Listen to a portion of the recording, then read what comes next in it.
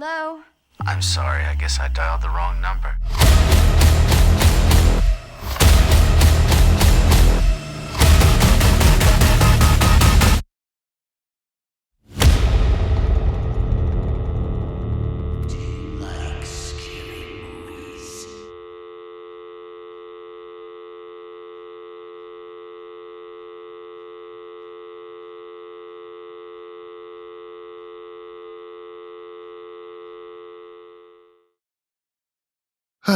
Well, that was overdramatic. I swear every video essayist does this. The ominous cold open, the slow build, the promise of something profound before anything of substance has actually been said. It's a hook designed to feel intelligent without necessarily earning it. And then we all know what comes next. All that carefully cultivated atmosphere is immediately undercut by a cheerful voice reminding you to like, subscribe, ring the bell, and maybe, if you're feeling generous, support the channel through one of several increasingly creative membership tiers. And then, inevitably, once the mood has been sufficiently ruined, we all do the same thing. We rewind history. We go back to the beginning because apparently nothing can be discussed unless it's first framed by decades of context. It's just so safe. And yes, I'm about to do it too, because just like horror films, video essays run on rules. And if Scream understood anything better than its predecessors, it's that you don't break the rules by pretending they don't exist. You break them by understanding them completely. So before Scream could tear the slasher genre apart, it had to know precisely what it was dealing with, which means we have to go back. Back to the very beginning, to the dawn of man. A time when fear lived in the dark beyond the firelight. When survival meant staying close, staying warm, and watching the shadows for anything that didn't belong. Our fear of the unknown wasn't entertainment then, it was instinct. Because horror, at its core, has always been about that feeling. The sense that something is out there, and that it wants you. Alright, I'm just kidding. We don't have to go that far back. Let's instead fast forward a bit to the 20th century, where horror stopped being something we survived and became something we paid to experience. Horror has always been a mirror. From its earliest incarnations on the big screen, the genre has reflected the era's anxieties, fears, and unresolved tensions.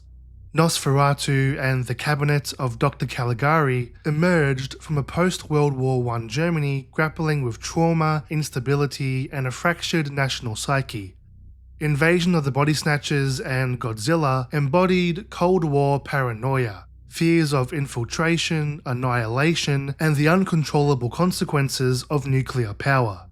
Later, films like Dawn of the Dead and The Wicker Man turned their gaze inward, interrogating consumerism, blind tradition, and institutions once considered untouchable. But reflection alone was no longer enough. Audiences didn't just want horror to mean something, they wanted it to hit. They wanted something visceral, something that could define American horror for an entire generation. What they got was the slasher. Slashers had existed before, famously in the 60s with Alfred Hitchcock's Psycho. But it was John Carpenter's Halloween in 1978 that launched the subgenre into the mainstream. Its simplicity was its strength, a nearly invincible human killer, stalking teenagers in middle American suburbia alongside the mounting sense of dread that refused to let go.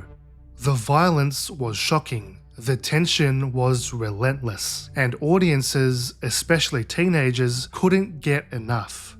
Critics, and parents on the other hand, were less enthusiastic. But it didn't matter. The slasher boom was inevitable. Throughout the late 70s and early 80s, the genre exploded. Friday the 13th, Prom Night, and Sleepaway Camp. Box office hits again and again that followed a familiar formula and printed money doing it. Jason Voorhees' hockey mask became a cultural icon. Jamie Lee Curtis became the definitive Scream Queen. And when Freddy Krueger stepped out of the nightmares of A Nightmare on Elm Street, the slasher was no longer just popular, it was foundational. But beneath the blood and the body counts, slashers were still doing what horror had always done best. They reflected the era's fear. This time, it was the fear lurking beneath the surface of American suburbia. White picket fences, neatly trimmed lawns, red brick houses, symbols of safety, success, and moral order. Slashers turned these traditionally safe spaces into killing grounds, exposing the fragility of the American dream.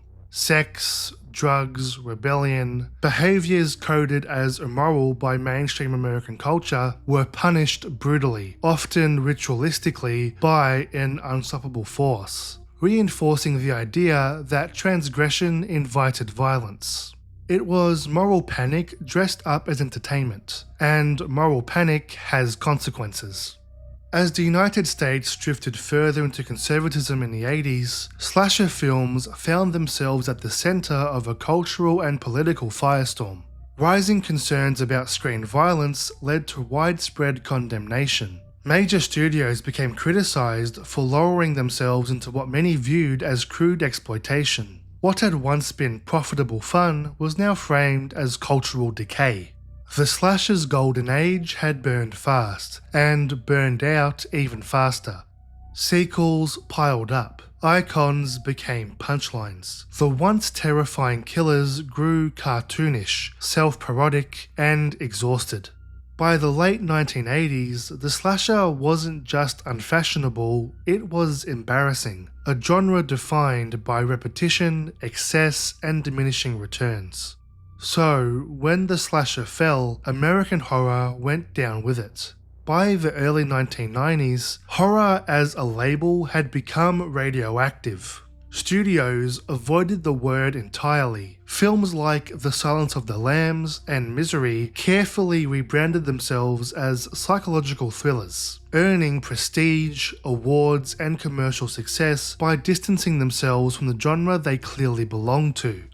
The genre was at a crossroads. It could accept its exile, retreat to micro-budgets and niche audiences. Or it could do something radical. A horror film where the characters didn't just exist in the genre, they understood it.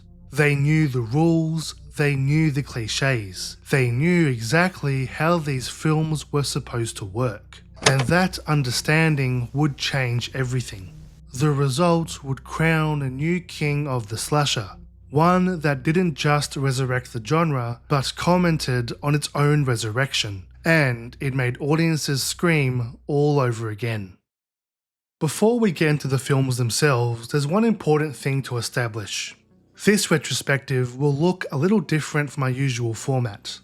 Usually, my approach is consistent. I focus on a single film, dig into its development, unpack its themes, and work through the narrative scene by scene. It's a structure that suits films designed to invite, such granular dissection. Scream isn't one of those films, or rather, Scream is, but the franchise isn't. If I approached each entry in the same way, this video would quickly collapse under its own weight, be 60 hours long, and I would slowly go insane. Not because the films aren't enjoyable, they absolutely are, but because the Scream series is deliberately, unapologetically formulaic. The first film didn't just revive the slasher, it codified it. And almost every sequel that followed has been a conscious attempt to rework, repeat, or reframe that same structure. The character beats are familiar, the narrative rhythms are recognizable, and the escalation is intentional. But what's important to note is that repetition isn't a flaw, it's the point. It's how Scream communicates, which means that treating each film as an isolated text misses what's actually interesting about the series. Each entry turns its attention to a different moment in horror's cultural cycle and interrogates it. So rather than a scene-by-scene breakdown, this video will take a broader approach. We'll still talk about development, themes, and narrative, just not with the same microscopic focus as my other retrospectives. Instead, we'll examine each film through the specific trope or industry moment it's targeting. From the death of the slasher formula to the sequel problem, from franchise collapse and studio panic, to remakes, internet fame, legacy sequels, and finally, horror as a content machine. Taken together, the Scream films don't just tell 6 independent stories. They document the genre's anxiety, exhaustion, reinvention, and survival in real time. So, with the rules established, let's start where it all began. Well, reason for the call today, John, is something just came across my desk, John. It is perhaps the best thing I've seen in the last 6 months. If you have 60 seconds, I'd like to share the idea with you. If you're talking about the most iconic horror sequences of the 1990s, that haunting close-up in the Blair Witch Project, the reveal in The Sixth Sense, the opening of Scream belongs in that conversation without hesitation. It's one of the great cold opens in horror history, a sequence so brilliant in its execution that it arguably set an impossible standard for the franchise that followed. The film's director and horror legend, Wes Craven, doesn't overwhelm the audience with aggressive editing or overly stylized camera work. Instead, he places his trust almost entirely in performance, specifically Drew Barrymore's. Mark Irwin's cinematography follows Casey Becker through her home in these long, fluid takes as she prepares to settle in for the night, a domestic normalcy that feels deliberately unremarkable. A phone call erodes that normalcy. You like scary movies? At first, it's playful, almost charming. Casey and this anonymous caller flirt, joke, and bond over their shared love of scary movies, immediately signaling the film's self-awareness. Scream isn't a slasher pretending it exists in a vacuum. It knows its audience has seen these films before, and it's eager to meet them on that level. By doing so, the meta-commentary creates the tension. And then the tone snaps. Craven and Irwin punctuate the moment with a subtle push in to a close-up of Casey's face, underscored by a faint piano cue, a small choice that does enormous work.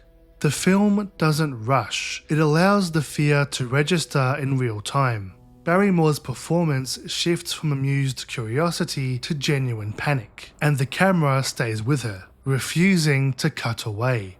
Even as the caller's voice becomes more sinister, it never entirely loses its playful edge. A deliberate inversion of the traditional slasher villain, who is usually silent, distant, and unknowable. But Scream is different. The killer celebrates the genre. He quizzes Casey on it. I want to play a game. What follows is both cruel and clever, a trivia game where knowledge of slasher films becomes a matter of life and death for Casey's boyfriend. When Casey fails, or is rather tricked by the killer, the film abandons all pretense of safety. The killer murders her boyfriend and invades the home, with Craven finally allowing the violence to erupt. And just as rescue seems possible, her parents pulling into the driveway, the film denies it, and we're forced to watch as the killer sadistically toys with his dying victim, culminating in a devastating final image. It's a bleak, uncompromising ending to a sequence that has already dismantled every assumption the audience brought with them. Scream's extended cold open has completely derailed audience expectations, and it does so through several deliberate choices. For one, the cold open goes on for so long that the audience believes that maybe, just maybe, Casey will escape and be the lead for the rest of the film, only to be killed just as hope was at arm's reach. Scream's second choice is how the shock becomes amplified by casting. Drew Barrymore wasn't just recognisable, she was the face of the film's marketing. A former child star who had successfully reinvented herself in the early 90s, she looked like, and was even sold to the audience as, the protagonist. Killing her in the opening minutes is the film's chilling declaration. In Scream, there is no safety within familiarity. No one is safe. It deliberately toys with the established tropes of the slasher subgenre. But, ironically, the very sequence that would go on to define Scream nearly derailed the film before it even got off the ground. The opening sequence of Scream draws directly from the personal anxieties and lived experiences of its writer, Kevin Williamson. In the early 90s, Williamson was a struggling actor turned screenwriter, clawing his way into Hollywood. He had technically made it. His first script, Killing Mrs. Tingle, had sold in 1995, but the production company that bought the screenplay immediately shelved it, leaving it to rot quietly. Now, with his rent overdue and unable to pay his bills, Williamson accepted an offer to house-sit his friend's house, where his fortune would change forever. On that fateful night, Williamson sat in front of the TV, watching a late-night news program, Turning Point, that was midway through a special on Danny Rolling, better known as the Gainesville Ripper. He listened to somber narration over grainy footage, telling the story of 5 college students brutally murdered in Gainesville, Florida. Unnerved, he suddenly had an idea. The slasher genre was dead and buried, but what if it could be reborn? What if the characters were terrified and actively aware of the classic horror rules? Obsessed with the concept, Williamson locked himself in a room and wrote for 3 days straight. Afraid that someone else might beat him to the idea, he sent the finished script, titled Scary Movie, to his agent immediately. What followed shocked everyone. Hollywood was hooked, and a bidding war commenced.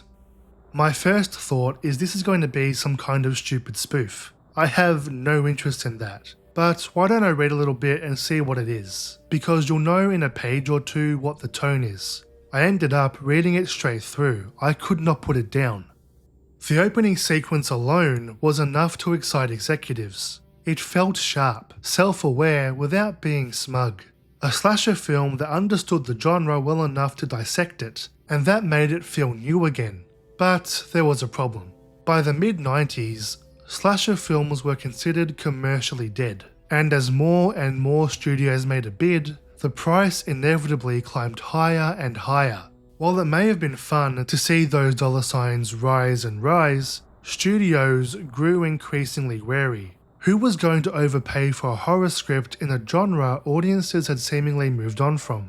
Many studios bowed out entirely. Still, several high bids existed, and while they were tempting, the winning offer came with something Williamson valued more than money, a guarantee that the film would actually be made.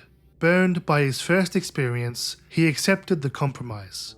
The buyer was Dimension Films, owned by Bob and Harvey Weinstein.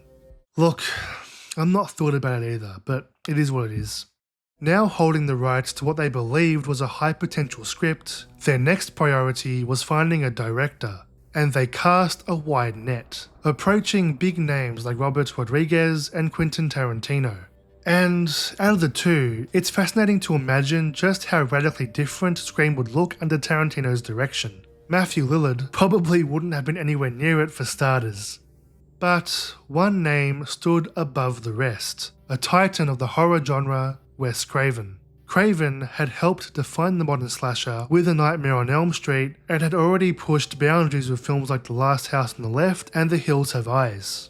But by the mid-90s, his relationship with the genre had soured. His recent horror outings, Vampire in Brooklyn and the already meta Wes Craven's New Nightmare, had underperformed. To Craven, Scream felt like a step backward. He liked the script, but had no interest in making another slasher film. That's when an unlikely figure stepped in. And I was just his assistant, so I was just kind of making quote-unquote innocent small talk. And he said, well, they should just make me an offer I can't refuse then. And I think he was joking, but I went back to Lisa, and I said, he said make him an offer he can't refuse. And so Dimension did, and he took it. With Wes Craven officially on board, several crucial pieces finally began to fall into place. Most importantly, the film now had momentum, and a star who was completely locked in. I just read the script one night at my house and I just said, oh my god, there hasn't been anything like this for so long. I loved that it actually got tongue-in-cheeky, but it was still scary, and it was this great game that sort of described genres and revived them at the same time and redefined them all in one script. I went bananas. Barrymore was one of the biggest stars of the 90s. Her involvement alone gave Scream instant legitimacy, and naturally it was assumed she would play the lead, Sidney Prescott. But Barrymore had a very different idea. With only a few weeks left before production began, she proposed a creative gamble that could have either elevated the film or sunk it entirely. What truly hooked her about Scream wasn't Sydney, it was the opening sequence. Inspired by Janet Leigh's shocking death in Psycho, Barrymore pitched herself as the modern equivalent of Marion Crane. She wanted to die in the first 10 minutes. Williamson and the studio immediately loved the idea. It perfectly aligned with Scream's mission, to subvert slasher expectations at every possible turn. Killing off the film's biggest star wasn't just clever, it was a statement. Wes Craven, however, was far less enthusiastic. From a practical standpoint, the change created chaos. With production looming, the film suddenly needed to recast its lead role, a monumental task under severe time pressure. Also, from a creative standpoint, Craven worried the gamble could backfire, alienating audiences before the film even found its footing. At one point, he seriously considered walking away, but eventually, the audacity of the idea won him over. It was bold, dangerous, and precisely the kind of risk the genre needed at a time when horror had grown stale, safe, and formulaic. On top of that was the casting of Neve Campbell as Sidney Prescott, whom Craven specifically sought out after Barrymore's decision. Craven believed Campbell could perfectly balance an innocent persona with the strength to handle the role's intense physical and emotional demands. She was also chosen for a rising popularity, having had several roles that elevated her into the mainstream of Party of Five and The Craft. Buying into Barrymore's idea, and with Neve Campbell on board, Craven committed. And then, the first week of filming happened. The very first major sequence shot was Casey Becker's extended opening, the scene that now defines the franchise. But when Bob Weinstein watched the raw footage, the response was brutal. I'll never forget, Wes got the phone call from the studio and I was sitting behind him in my chair and I just saw his back slump. He just started sliding down the chair. They didn't think anything about it was good. They didn't understand the lack of footage, and they didn't see his vision for that sequence at all. The Weinsteins hated it, especially the killer's costume and the restrained camera work, even describing the footage as workmanlike at best. For Craven, it was devastating. His vision questioned before filming had barely begun, and for a director whose recent work had already struggled commercially, the stakes couldn't have been higher. Executives at Dimension openly discussed firing him. Their solution was blunt and incredibly corporate. Reshoot the entire opening sequence multiple times using different masks. Then, let the studio decide which version they liked best. Undoubtedly feeling a mixture of frustration and horror, Craven had to push back. And he did, by asking for more time. Time for him to prove them all wrong. Filming during the day and working through the night, Craven and editor Patrick Lussier began cutting the footage themselves. Shot by shot, rhythm by rhythm, they shaped the sequence as it was meant to be seen. Not as raw fragments, but as a sustained exercise in tension. Exhausted but adamant, when Craven finally presented the finished opening to the Weinsteins and the executives at Dimension, everything changed. They loved it. Not only did they back off completely, but they also approved additional funding for the film. It's a testament to Craven's craftsmanship and to Barrymore's fearless performance that the very sequence once considered a liability ultimately saved the project. Within its first 10 minutes, Scream announces itself as something entirely new, a slasher that understands its own mechanics well enough to weaponize them. And somehow, incredibly, the film doesn't collapse under the weight of that opening. Instead, it pivots. After the brutality and intensity of Casey Becker's murder, Scream introduces its true protagonist, Sidney Prescott. At first glance, Sidney appears to be the textbook final girl from every slasher. She's quiet, polite, emotionally reserved, and notably reluctant to have sex. But appearances in Scream are always deceptive. To round out its familiar slasher framework, Scream introduces a cast of characters who initially appear ripped straight from genre tradition. There's Billy Loomis, played by Skeet Ulrich, who is Sidney's brooding, bad boy boyfriend. Tatum Riley, played by Rose McGowan, is Sydney's best friend and the sexually confident foil to the traditional final girl. Stu Marker, played by Matthew Lillard, is the fool, loud, unserious, and harmless comic relief. And then there's Randy Meeks, played by Jamie Kennedy, who represents something genuinely new for the subgenre. On paper, Randy fits the nerd archetype familiar to slashers, but Williamson radically expands on that role. Randy isn't just the awkward outsider with an unrequited crush on the final girl, he's a scholar, and more importantly, he knows the rules of the horror film. There are certain rules that one must abide by in order to successfully survive a horror movie. Randy's awareness of cinema, and of the slasher genre specifically, becomes the film's defining innovation. Through him, Scream gains a voice that can openly dissect the mechanics of horror without breaking the narrative. He doesn't exist outside the story, commenting on it. He exists instead within it, using genre knowledge as a survival strategy. This self-awareness is the key to Scream's success. The film operates on the assumption that knowing horror tropes should give its characters an advantage. The idea of that when you're watching a horror film, you scream at the characters for being idiots. And then Scream repeatedly proves that it doesn't. Knowledge may offer context, but it doesn't guarantee safety. Scream understands that awareness alone is not intelligence, and indeed not even protection.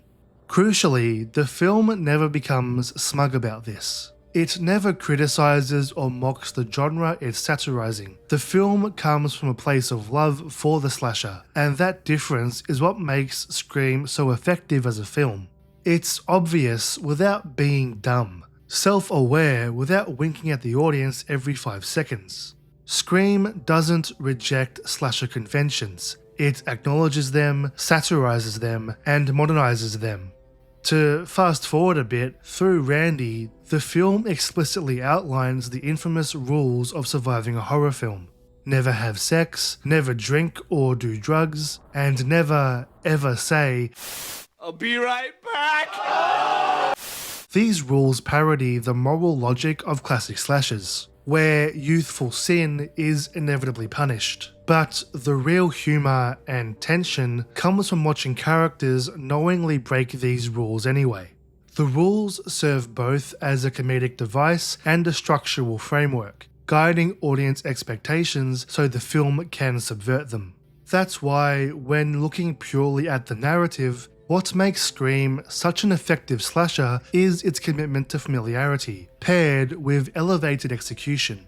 On paper, the story is anything but original. A group of attractive, sex-driven teenagers are stalked and murdered by a masked killer. The plot closely resembles the very films it's deconstructing, with classics like Halloween openly referenced and acknowledged throughout. But Scream's brilliance isn't in reinventing the plot, it's in contextualizing it. The characters know these stories. The film acknowledges its lack of narrative originality and weaponizes it. Familiarity becomes a feature, not a flaw of the film. But what truly transforms the formula, however, is the film's reinvention of the killer.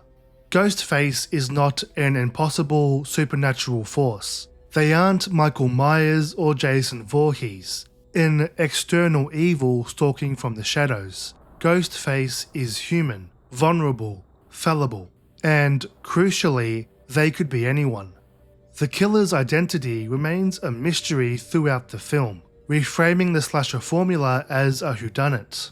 Any one of the familiar archetypes could be behind the mask. The boyfriend, the best friend, the comic relief, or even law enforcement. Scream quietly critiques the American dream in a way most slashers never have. Violence doesn't come from outside the community, it comes from within. This creates a level of paranoia and intrigue absent from earlier slashers, where the threat was often distant, abstract, or even mythic. It becomes a fun way for the audience to engage with the film that most other slashers couldn't. You're engaging with this mystery alongside them, anxiously double and even triple guessing yourself along with them. And that paranoia is further heightened by how the film portrays its character's relationship with violence. Williamson's screenplay is sharply attuned to the cultural climate of America in the 1990s. Teenagers in Scream are hyper-aware of media, but also emotionally desensitized by it. They consume violence as spectacle. Key examples of this are when Tatum informs Sydney of Casey's murder with the enthusiasm of a shoe sale. Casey Becker and Steve Orris were killed last night. Students are seen constantly joking about the killings in their very own hometown, running through school hallways wearing ghost face masks. Even real grief becomes entertainment. Sydney herself becomes a target, mocked openly, whispered about behind her back, and relentlessly harassed by the media. Williamson and Craven depict teenage culture as cruel, immature, and shaped by sensationalism. A world where violence is not only normalized, but rewarded with attention. And yet, the film walks a tricky tonal tightrope. These characters remain entertaining, funny, and recognizably human, even as their behavior is condemned. That balance is one of Scream's greatest strengths, and it makes Sidney Prescott's character all the more compelling. Sydney isn't just another final girl. She's emotionally grounded in a way the archetype rarely is. Early in the film, we learn that her mother was murdered a year prior, a trauma that continues to define her life, and no one around her seems equipped to help. It's no big deal, Sid. You'll thaw out. Sydney's best friend excitedly discusses the new murders around her. The media hounds her for the following headlines. Her boyfriend gaslights her for sex. Even at home, where she should finally be safe, she's bombarded with news coverage of violence, both of her past and present. Craven reinforces this narratively and visually. Sydney is never allowed to escape her trauma. It follows her through hallways, conversations, television screens, and even quiet moments alone. And that cleverly results in immediate audience sympathy. But what makes Sydney truly interesting is that she's also deeply fallible. As the film progresses, we learn that Sydney identified her mother's killer as Cotton Rary, a man now facing execution. However, when new murders begin appearing in her town of Woodsboro, Sydney is forced to confront the possibility that she may have been wrong, that her testimony may have condemned an innocent man to death. It's a grounded, morally complex thread rarely found in slashers. Sydney isn't just fighting to survive, she's grappling with guilt, responsibility, and the weight of a choice she may never be able to undo. It elevates Scream beyond a simple body count film and anchors its horror in something far more unsettling: human error. But you need more than just media-savvy teenagers to be a slasher. So, Scream introduces a handful of adult characters who bring an entirely different and equally critical dynamic into the story. Rather than functioning as stabilizing forces, the adults in Scream are just as deeply flawed, compromised, or ineffective, reinforcing the film's cynical view of authority. The clearest example of this is law enforcement, represented by Deputy Dewey Riley, played by David Arquette. Interestingly, Arquette wasn't originally cast in the role, but he actively pursued it, asking Craven if he could audition for the part of Dewey, a request Craven ultimately agreed to. The part in the script was a far more traditional slasher authority figure, gruff, stern, and serious. But Arquette's performance fundamentally reshaped the character into something far more interesting. Dewey is endearing, well-meaning, and largely ineffective. He's constantly undermined by his younger sister Tatum, both at home and on duty, and is often positioned as a source of gentle comedy. He fumbles conversations, misses obvious clues, and struggles to command respect. When I wear this badge, you treat me like a man of the law. I'm sorry, Deputy Dewey Boy, but we're ready to go. This could have very easily tipped the film too far into parody, but Scream never lets Dewey become a joke. Despite his clumsiness, Dewey is sincere, attentive, and genuinely committed to protecting others.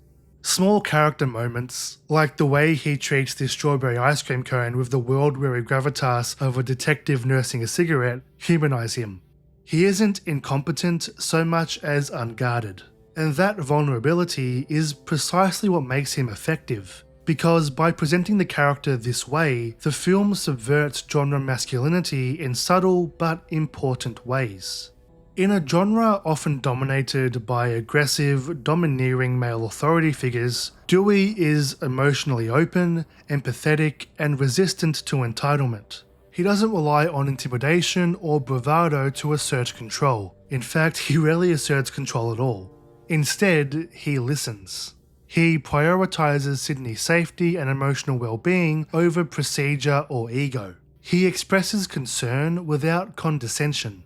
When contrasted with the other men in the film, particularly Sydney's boyfriend Billy, Dewey becomes a quietly radical figure, a man in a position of power who genuinely cares. In a genre where authority figures are usually either useless or cruel, Dewey stands out as something far rarer, just a decent man. But if Dewey represents the failure of institutional authority, Gale Weathers embodies the moral emptiness of media sensationalism. Played by Courtney Cox at the height of her Friends fame, Gale was a deliberate casting against type. Cox was actively looking for a role that allowed her to be, in her own words, a bitch, and plenty of people told her she just couldn't pull it off. That resistance only fueled her commitment, and the result is one of Scream's most compelling characters. Gale functions as a clear foil to Sydney. She previously reported on the murder of Sydney's mother with ruthless opportunism, leaving deep emotional scars in the process. Unsurprisingly, the two are not on friendly terms. I'll send you a copy. And what makes Gale fascinating isn't that she's cruel, is that she's honest about her motivations. Ambition, ratings, and the next sensational angle unapologetically drive her. When she uncovers the possibility that Sydney may have identified the wrong man as her mother's killer, her response isn't horror or guilt, it's excitement. Do you know what that could do for my book sales? All she sees is a bigger story, a story that would give her money, headlines, and relevance. While never stated outright, Gale's character feels like a sharp reflection of 1990s American media culture, an era increasingly defined by spectacle-driven news and the commodification of tragedy. The parallels to real-world media frenzies of the decade, particularly the obsessive coverage of high-profile criminal cases, are difficult to ignore. But despite her unapologetic stance on the role of media, Gale isn't evil, she's just symptomatic. And what's especially fascinating is how these two opposites are drawn together. I guess I just missed you. Gale and Dewey, opposites in temperament, ambition, and worldview, develop a flirtatious dynamic that functions as a deliberate counterpoint to Sydney and Billy's relationship. Where Billy and Sydney's romance is fraught with manipulation, insecurity, and emotional pressure, something we'll return to shortly, Dewey and Gale's connection is defined by restraint. Dewey never postures, he never asserts dominance. Even when Gale openly flirts with him, he refuses to engage in sexual aggression or power games. His attraction is gentle, mutual, and emotionally motivated rather than transactional. Tonally, their scenes lean more toward screwball comedy than toward horror. There's a warmth and awkwardness to their interactions that feels almost out of place in a slasher, and that's precisely the point. This brief but charming subplot reinforces Scream's larger aim, to subvert genre expectations not just through violence, but through relationships. It's a testament to Williamson's writing, Craven's directing, and the actors' performances that Scream provides so much depth to characters who, in most slashers, would exist solely as disposable archetypes. Dewey, Gale, Sydney, and even Billy are written with enough complexity that they feel more like real people than just plot functions. But not every character receives this treatment. Tatum, for example, essentially embodies her archetype with minimal subversion, the sexually confident best friend whose openness ultimately puts her at risk. To go ahead for a second, she is murdered by Ghostface while grabbing more alcohol for a party, a sequence far more in line with the traditional youthful sin should be punished style from previous slashers. by giving certain characters emotional texture while leaving others closer to genre tradition, Scream creates an unusual kind of tension. We're not just afraid that the characters we like might die, we're also genuinely uncertain about who the killer is. And in 1996, that idea was genuinely unprecedented. What are you saying? That I killed her? It would certainly improve your high school kill. By making its characters both likable and potentially lethal, Scream transforms the slasher into something more engaging, more playful, and more psychologically involving. No one can be trusted. Therefore, both Sydney and the audience are on a knife edge throughout the film. And speaking of knives, you can't have a slasher without the killer. And Scream created one of the greatest of all, Ghostface. What's remarkable is how close that almost didn't happen. In Williamson's original screenplay, there was no detailed description of the killer's appearance, only a simple reference to a masked killer. That creative freedom may have seemed like a blessing at first, but it quickly became a problem. With no clear visual identity and production fast approaching, Craven and his creative team found themselves scrambling. During pre-production, both the costume and the mask underwent constant redesigns, but none of them worked. Some were too stylized, others felt too generic. A few even bordered on being unintentionally funny. And with no final concept locked in and the clock ticking, Ghostface still didn't exist. With hope running out, the breakthrough came almost entirely by accident. While scouting locations for the film setting of Woodsboro, producer Marianne Maddalena discovered a strange mask draped over a chair in an empty room of a house in Santa Rosa, California. It immediately stood out. It felt wrong in the best possible way. There was just one problem. It wasn't theirs. The mask was a mass-produced Halloween product created by Funworld in the early 90s, designed by Bridget Slaughterton for their Fantastic Faces collection. Originally called the Peanut-Eyed Ghost, it was never intended to be iconic. Pick up the file! Yo. What's up?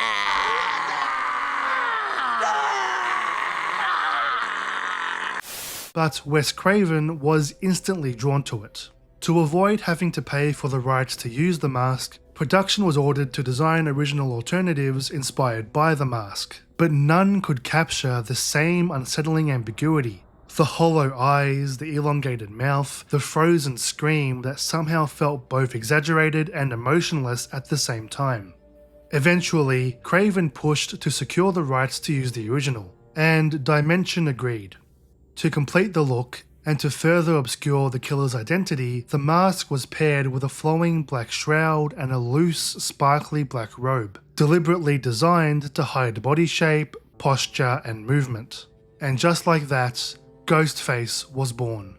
What makes Ghostface so effective isn't just the design, it's what the design represents. The mask is cheap, disposable, anyone can buy it, anyone can wear it. The costume itself reinforces the film's central idea. The killer could be anyone. To push this further, the person in the Ghostface costume was never the actor playing the killer. Instead, stunt performers wore the suit, ensuring that audiences couldn't identify the killer based on physical build, height, or movement. The mystery had to be total. But Ghostface's effectiveness goes beyond the mystery of the person behind the costume. It's how they operate. Unlike most slasher villains, Ghostface is clumsy. They trip, they get knocked down, they're slapped, punched, and thrown into furniture. At times, the chase sequences border on slapstick, feeling almost Looney Tunes-esque. Scream adds humour, but it also adds something far more unsettling.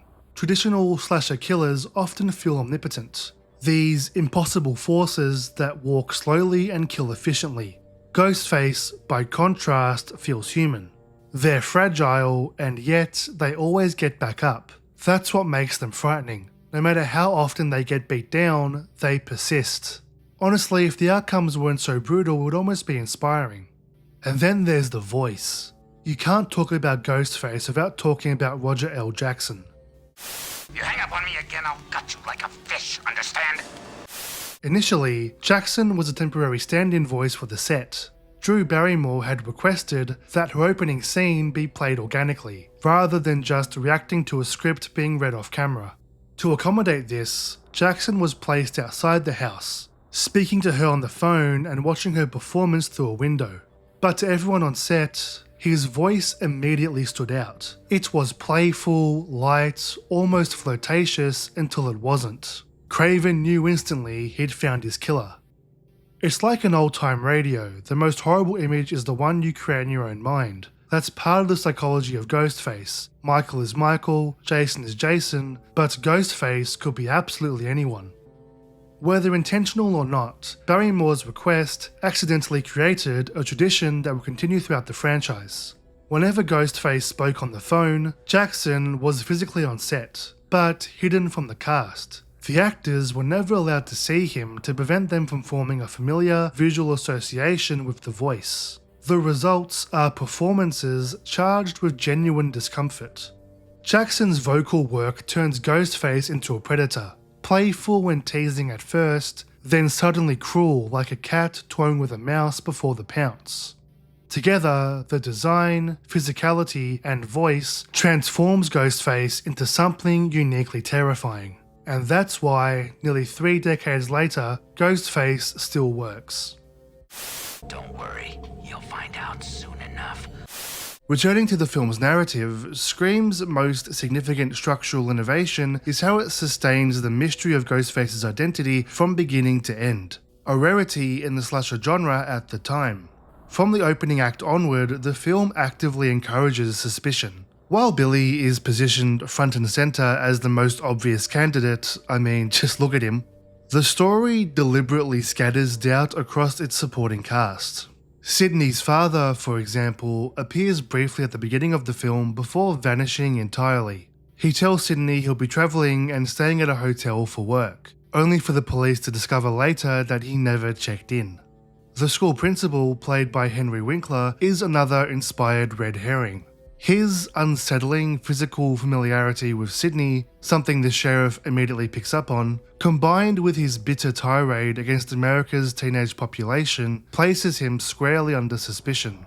Fairness would be to rip your insides out. But Scream refuses to let suspicion linger for long. The principal is murdered midway through the film, reminding us that even suspects aren't safe. And so, the film's attention inevitably returns to Billy Loomis. Billy is suspicious the moment he appears, and the film knows it. He's the most blatant red herring imaginable, and that's precisely why he works. Skeet Ulrich's performance radiates menace. The stare, the delivery, the unnerving calm. He looks guilty even though he hasn't done anything wrong. And like Ghostface, Billy is obsessed with film trivia. He understands horror logic, he understands narrative rules, and look, I don't care what anyone says. If I put myself in Sidney's shoes and my partner snuck into my bedroom through the window and told me he'd be thinking about me because he was watching The Exorcist, that would not be my reaction. It did? But just as Billy becomes too obvious, Scream cleverly pulls back. Sidney grows suspicious of him after Ghostface chases her. Arrested, the film suggests that Sidney is correct, and that she's found the killer, only for him to be exonerated. And suddenly, the certainty collapses. And so, by the time the film reaches its climax, anyone could still be behind the mask. Which leads us to the final act. With school shut down due to the killings, Stu hosts a house party to celebrate, at his isolated house on top of a hill, in unsettling and deliberately familiar territory for the genre. The house itself, located in Tamales, California, carries its own eerie history. The original owners had died in the building, lending the production an unsettling atmosphere, and the shoot itself became a trial for the cast and crew. The entire sequence, known internally as Scene 118, was filmed exclusively at night over 3 weeks. Filming on location, the isolated house created endless technical problems. Uneven terrain made lighting difficult, and complications mounted daily. The ordeal became so infamous that the crew commemorated it with "We Survived Scene 118" t-shirts. But the most significant disruption came when the footage shot at the location was out of focus, the result of both Wes Craven and cinematographer Mark Irwin working with unfamiliar lenses. Irwin disputes this account, but regardless, he was fired from the production and replaced by Peter Deming for the final weeks of filming, a bitter, controversial behind-the-scenes turning point. On screen, that chaos translates into a thrilling closing chapter. With the party just about to descend into chaos, this sequence is most famous for one thing: Randy's rules. Randy explains that in horror films, the final girl must remain pure. No sex, no drinking, no drugs. This moment represents Scream's most radical break from slasher tradition. Classic slashers often reflected deeply conservative attitudes towards sex, remnants of post-sexual revolution anxieties where promiscuity was punished with violence. The final girl survived precisely because she was virtuous, studious, sober, sexually inactive. Sounds like a fun Friday night, am I right?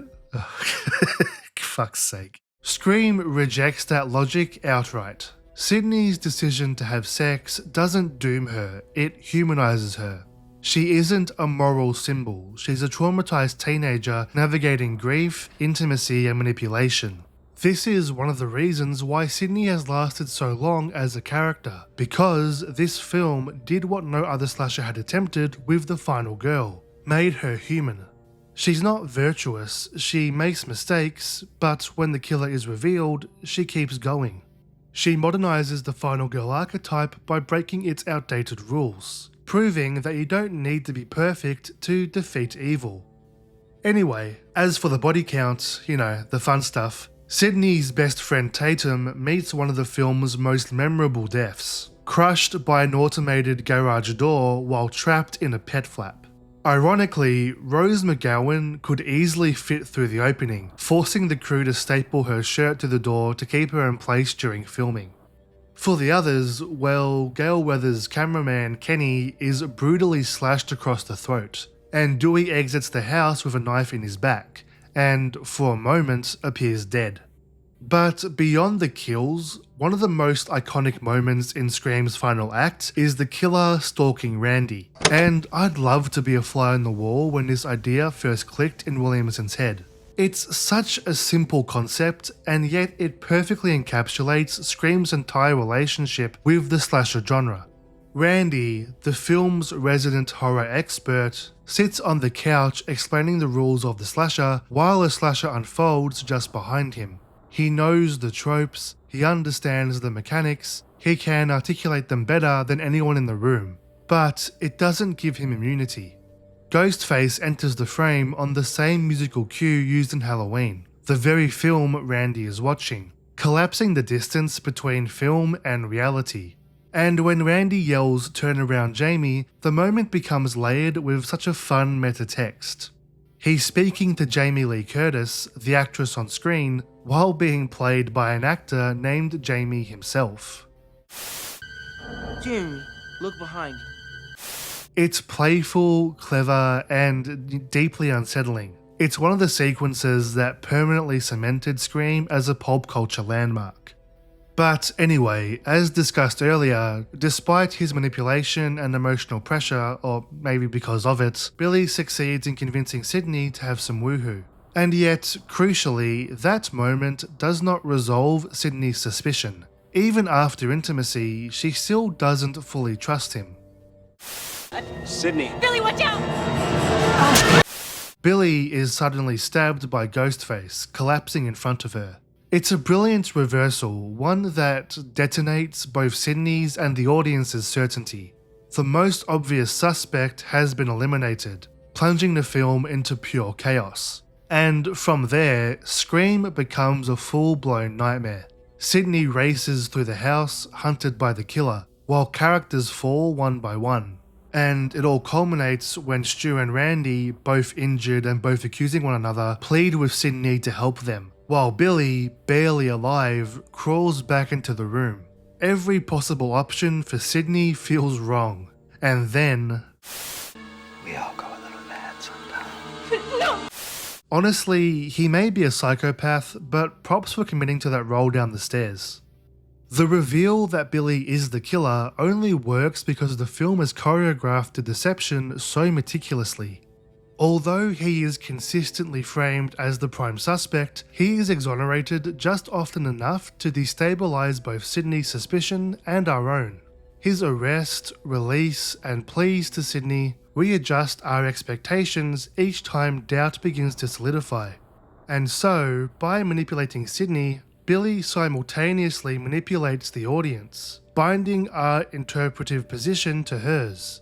With the truth now exposed, we naturally feel the same emotions coursing through Sydney, intensifying our emotional attachment with her. It's a fantastic reveal woven through the narrative, and one of the reasons why Scream is so cemented in pop culture. But Scream still has one final trick. Billy isn't working alone. Surprise, Sydney. It's a reveal that no one saw coming, precisely because the slasher genre had conditioned audiences to expect a single omnipresent killer. By introducing two human killers, Scream retroactively explains the slasher's most significant logical flaw: how the killer always seems to be everywhere at once. The impossible becomes plausible. Ghostface doesn't teleport, there are just two of them. It's an elegant solution, one that both references slasher tradition and refreshes it completely. Taking Sydney into the kitchen, Billy lays out his plan. He and Stu have kidnapped her father and they intend to frame him for the murders. They crashed his car nearby, and with the slew of bodies, the narrative writes itself. But Sydney demands something more basic. Why? Billy explains that he and Stu murdered Sydney's mother, Maureen Prescott, because Billy discovered she'd been having an affair with his father, an affair that led to his mother leaving. In Billy's mind, Maureen's sexuality destroyed his family. Billy's revelation keeps Scream rooted in traditional slasher logic. Like earlier genre icons, the killer wants revenge for a perceived injustice. Pamela Voorhees murders camp counselors to avenge her son. Freddy Krueger returns to punish the children of those who killed him. And while there was no motivation in the original, by Halloween 2, Michael Myers was out to kill his younger sister. Billy's grievance fits the pattern, but Scream modernizes it. Unlike the supernatural monsters of earlier slashers, Billy and Stu are painfully human. They aren't cursed, they aren't resurrected demons, they're just violent teenagers who watch too many horror films. In doing so, Scream makes a sharp cultural critique. A generation raised on mediated violence, desensitized to consequence, filtering real trauma through pop culture mythology. And at the center of that critique is misogyny. At its core, Billy's rage is rooted in resentment towards female sexual autonomy, first Maureen's, then Sydney's. His worldview is steeped in entitlement. He punishes women for what he perceives as moral failure, framing their sexuality as betrayal. And this is where Scream draws a crucial distinction from earlier slashers. Classic slashers often punished women for having sex, but rarely interrogated why. Scream flips that dynamic. It doesn't punish Sydney for having sex, it punishes Billy for believing he has the right to control it. Throughout the film, Billy pressures Sydney into intimacy under the guise of sensitivity and patience. Billy's manipulation works so well that Sydney even starts to blame herself for her own grief. Yeah, but he has been so patient with me. Then, immediately after doing the deed, he stages his own death, turning Sydney's first sexual experience into an act of psychological violence. Through this lens, it's clear Williamson is saying that sex isn't dangerous in Scream, male entitlement is. By making the ideology itself the problem, Scream reframes the slasher villain not as a supernatural force, but as a cultural one. And that may be the most unsettling thing of all. But besides its important critique and thematic point, what ultimately makes Scream such an endlessly entertaining film is its rewatchability. Once you know who the killers are, the film transforms. Lines of dialogue take on whole new meanings. The script becomes this fun puzzle box that rewards attention. I didn't kill anybody. Nobody said you did. One of my favourite examples comes early on when Sidney and Billy speak for the first time after Billy is framed for the murders. As he tries to prove his innocence by pointing out that he was in jail when Ghostface called, he briefly glances down the hallway behind Sidney, the exact spot where Stu had been standing moments earlier. It's such a tiny detail, but it's a great example of the film playing to its strengths. Back to Stu's house, several moments are often played for laughs. Matthew Lillard's manic performance pushes it to near slapstick. But beneath the chaos is something far stranger and more revealing. The violence between Billy and Stu isn't just practical, it's intimate. Once they're unmasked as the killers, the film's visual language changes when it's aiming at them. The camera moves closer, the framing becomes tighter, and their physical proximity increases. And when looking at that, it's impossible to ignore the homoerotic subtext.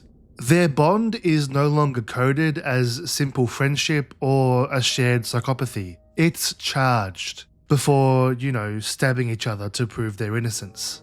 The stabbing itself becomes a twisted form of intimacy, with both men willingly penetrating and being penetrated by one another, using unmistakably phallic weapons. Violence becomes the language through which their connection is expressed. I wanted to go shopping. But you made love to me. No, first of all, you suck my... Whatever, Ray. Okay, I don't want to talk...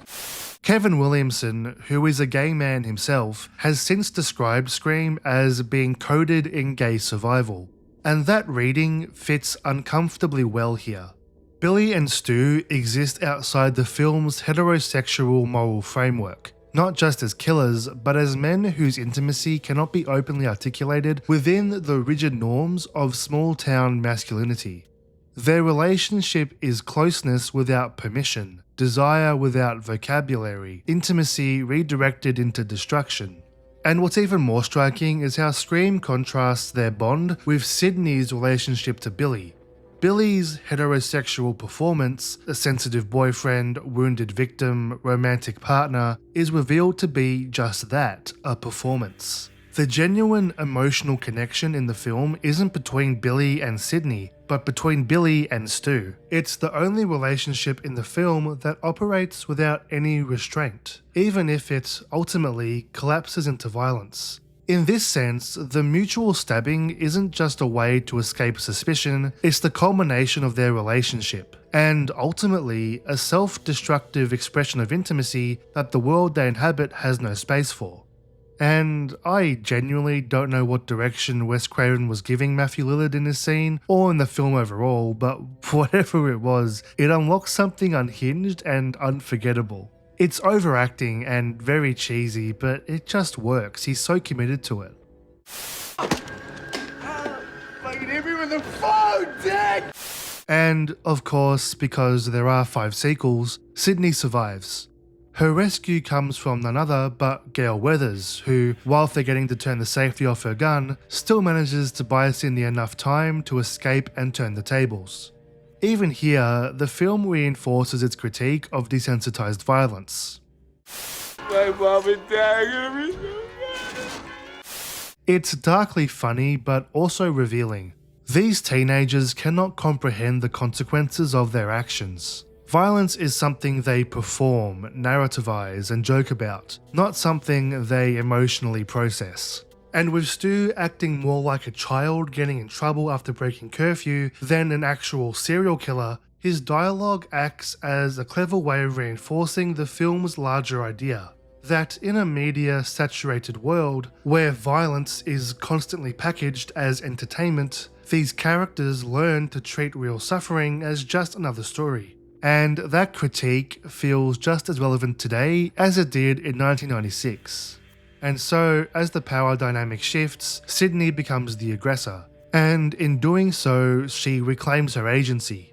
She drops a TV on Stu's head, she stabs Billy with an umbrella, and finally, Gale recovers, turns the gun's safety off, and shoots Billy, killed by the very people he sought to punish. And in doing so, Scream rejects the long-standing tradition of using sexualized female suffering as a spectacle. Order is restored through resistance. And when Billy attempts the classic slasher one last scare, Sydney doesn't hesitate. Not in my movie. But Scream isn't finished critiquing the world around it. The film closes with Gale, unable or perhaps refusing to cope with her trauma, immediately reframing the massacre as an exclusive breaking story. Trauma becomes content, violence becomes a spectacle, and the cycle begins again, only this time with Gale being the one to profit. Several more local teens are dead.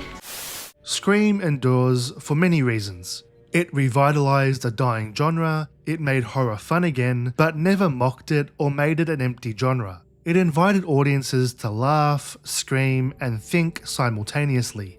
It isn't perfect. The middle section of the film is the weakest, with some daytime stalking scenes by the killers straining credibility. You could argue it's not the killers and it's just an idiot dressed up in a costume, but, you know, it's still stupid. It's in broad daylight in a convenience store, who's not seeing that? And certain kills, like the principals, feel more like pacing adjustments than narrative necessities. And at times, the meta-humor does risk making characters feel just a bit too detached rather than human. But beneath the knife-wielding absurdity lies a film deeply concerned with misogyny, trauma, and cultural complicity. Scream remains relevant not because it's just clever, but because it's fun. And because, beneath the jokes and jump scares, it asks uncomfortable questions we're still avoiding. We are same, but different, but still same. The success of Scream didn't look inevitable. In fact, for a while, it looked like the film might barely survive its own release. Post-production had been fraught with uncertainty, and when Bob Weinstein announced a December release, traditionally a dumping ground for genre films, many of the cast and crew assumed the worst. Horror just didn't belong in award season. It didn't belong alongside prestige dramas and holiday releases. And Scream, with its self-awareness and tonal tightrope walk, felt especially vulnerable. There were warning signs everywhere. Even the title became a last-minute battleground. Williamson's original name for the film, Scary Movie, was discarded late in the process by the Weinsteins, replaced with the simpler Scream. I'll say it through gritted teeth, but the change worked in hindsight, but at the time, it felt like another compromise in a film already fighting to exist. And then there was the organisation that would haunt the film throughout post-production, the Motion Picture Association. The film was slapped with an NC-17 rating, a commercial death sentence that restricted audiences to those over 17 and effectively barred the film from wide theatrical success. To avoid box office suicide, the filmmakers had to negotiate. And after extensive back and forth, the MPA lowered their rating. But the compromise came at a cost, with more than 9 separate cuts to meet the MPA standards. Shots of Casey Becker's hanging body and Tatum's crushed head were shortened, and most of Billy and Stu's self-inflicted violence was pushed off screen. By the time the film finally limped across the ratings finish line, expectations were low. Many assumed Scream would quietly disappear. And for the opening week, it did. The film opened to a modest $6.4 million, placing 4th at the box office. Respectable, but far from remarkable. It looked like the pessimism was justified. Then, something unexpected happened. In its second weekend, Scream didn't drop, it grew, pulling in $9.1 million. By the third weekend, it climbed again, crossing $10 million. Word of mouth spread. With nothing else for teenagers to watch in the cinema, repeat viewings followed, many eager to watch their friends' faces during the big reveals.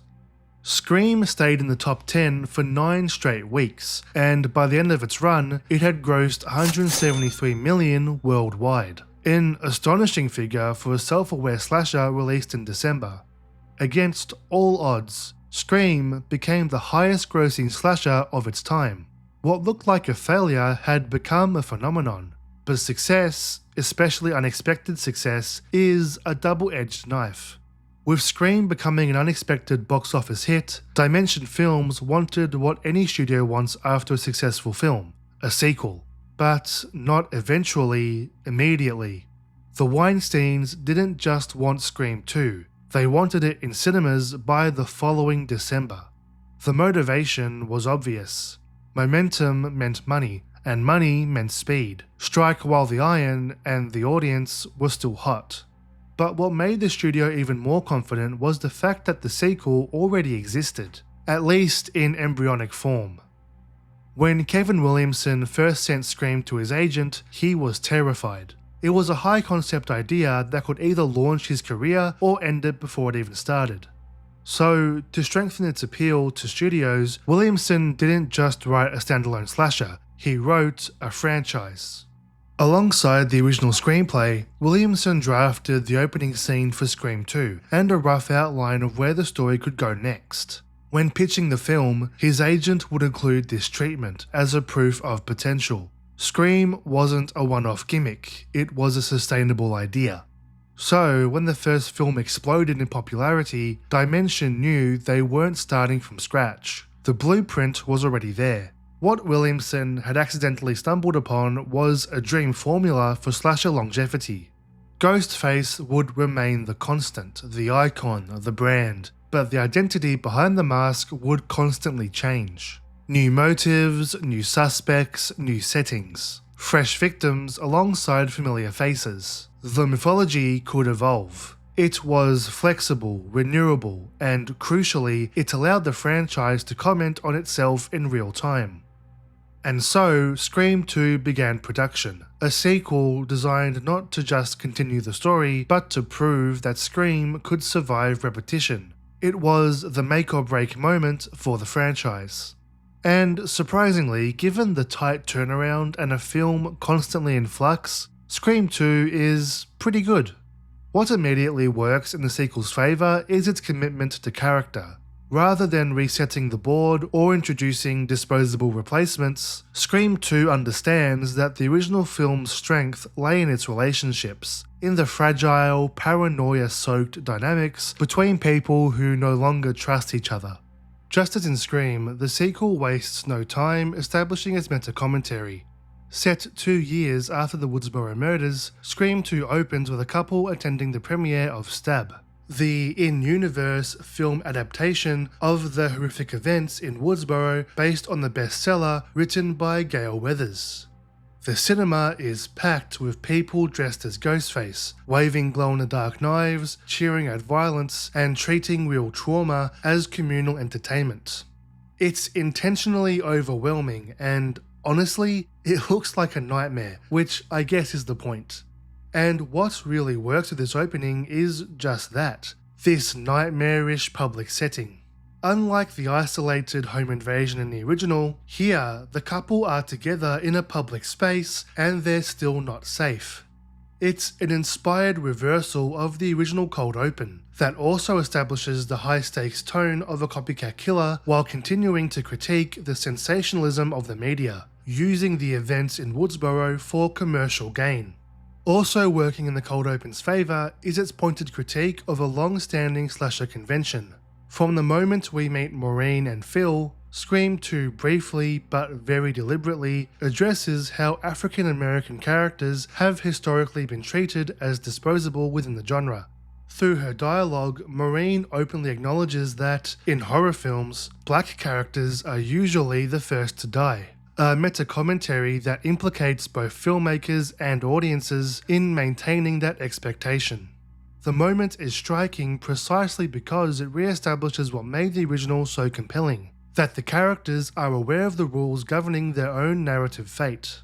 And for a brief stretch, Scream 2 appears genuinely interested in interrogating that pattern. It recognises and gives a voice to how racial representation in slashers has often been marginalised. This critique continues later on when we meet Joel, Gale's new cameraman, who is one of the most perceptive and self-aware characters in the series. Joel, who can see through Gale's BS, flees from the narrative once the killings begin. It's a great subversion that continues the opening's critique, an African-American character who understands the rules and chooses survival over participation. And while the film doesn't continue this critique, choosing instead to focus on other subversions, thereby sidestepping the harder work of exploring what meaningful subversion might look like, what we get is clever and entertaining. And who knows, maybe we'll see Joel return one day. But back to the opening, the film's meta-commentary isn't allowed to stay theoretical for long, because in this cinema, a real ghost face is hidden among the fake ones. The new killer murders Phil in the bathroom and stabs Maureen in public, and to the horror of the audience, no one notices.